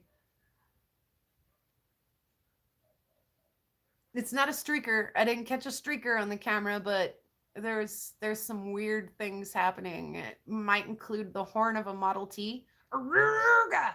Aruga! And some other chaos. So I don't want to ruin it just in case I do decide to post it. But yeah, sometimes, and I've had to use my camera for security purposes too. I mean, this is a small town. There is not theft in this town, and when there is, people are aware. Word gets around real quick, and we had some kind of shady characters living down here on the corner of the block, and we were all a little suspicious, and a lot of insanity was happening. They were constantly being pulled over for it's hard to get pulled over in this town. There's not even a cop here. But when you're driving without a license and you're like, oh, I don't have a driver's license, so I'll just drive a riding lawnmower up and down the street, and the cops come and take the riding lawnmower, and then you're like, I'll just drive this tractor. I mean, you're drawing attention to yourselves that you just like, why not just don't drive, right? So there was a lot of riffraff, suspicious activity down the street. And that's at the point when my camera isn't just for fun anymore. It is actually for security, and I can still aim it up at the sky. I just turned the audio activation on as well. So now my camera right now, the way it's set up, only detects motion. I have the audio detection shut completely off, because if I turn it on, it catches every time the train rolls through town. So I will have a train whistle on there at 8 o'clock every night. I'll have a train whistle at 4 o'clock in the morning, every morning. So just to keep that audio recording clips out of my mix, I shut the audio off when I'm not feeling like I need security. So get yourself a security camera, guys. Aim it at the sky. That's a cool little side hobby of mine. What? Somebody put a stick? We're going streaking. Yeah.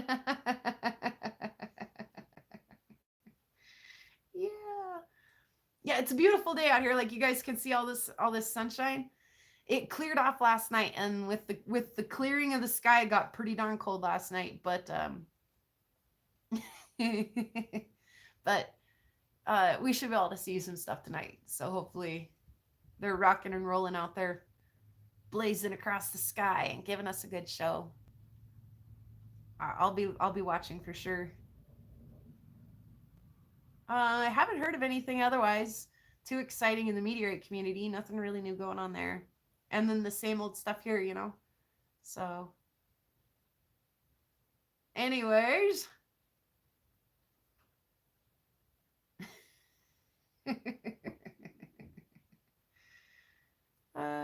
Yeah. You guys have been great today. I'm so glad.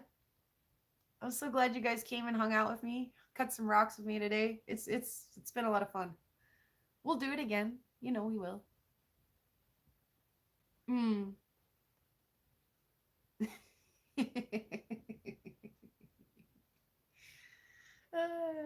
You know, sometimes I get so the weirdest stuff on my camera too. Like the birds. The birds will stop and they're like looking around and I catch them on the bugs too. Get on there and shake their little bug butts.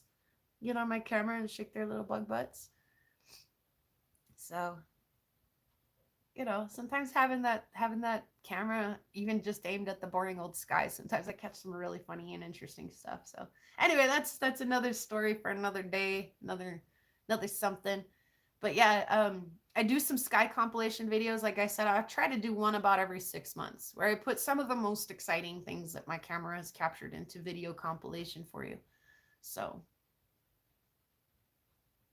it's, yeah, I mean, I catch one a week. Let's say one a week, sometimes 3 a night. So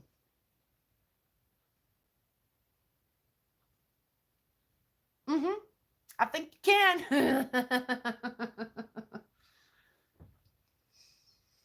There's all kinds of weird horse laws that are still in play in Montana. Like tying your horse up outside of an establishment, they're supposed to require, like an establishment's required a place for you to put your horse. There's all kinds of really weird ones. I'm aiming for live in about 60 or 90 minutes. Awesome. I'm gonna quit chatting and I mean, we really could do this all day, you guys. I love hanging out with you guys, but I do need to go get some food in my belly, and it's just about time. That'll give me a minute to hang out with Rufo, let him entertain me for a minute, and then, like I say, I'll have to boogie over to my meteorite stuff. So I do the thing on Facebook. There's a couple of you guys who are my actual Facebook friends, but if you get on Topher on Facebook, Topher Spin Meteorites on Facebook, there's always an event.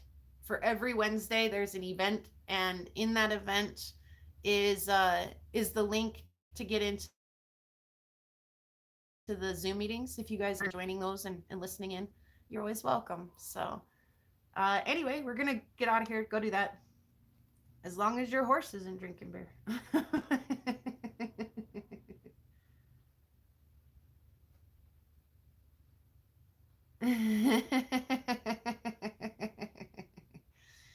I would leave gnomes in Bear's yard.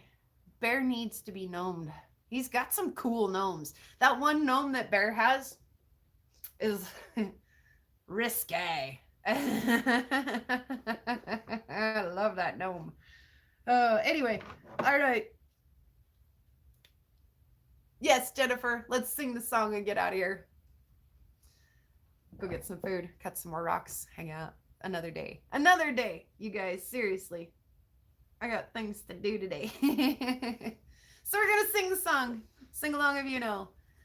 Pretty rocks out on the prairie. Pretty rocks are everywhere. Pretty rocks for us to look at. Pretty rocks are everywhere.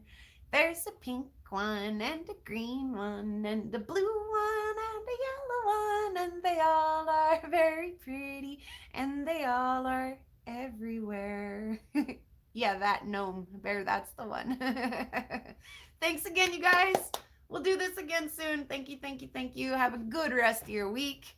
It's all downhill from here. We've made it through the hump of the week, and we can do it. Go out, leave a nice comment, share the love, spread the love. Yeah, you guys know how to do it. Okay, it's time. We're getting really weird in the chat now. We'll see you guys.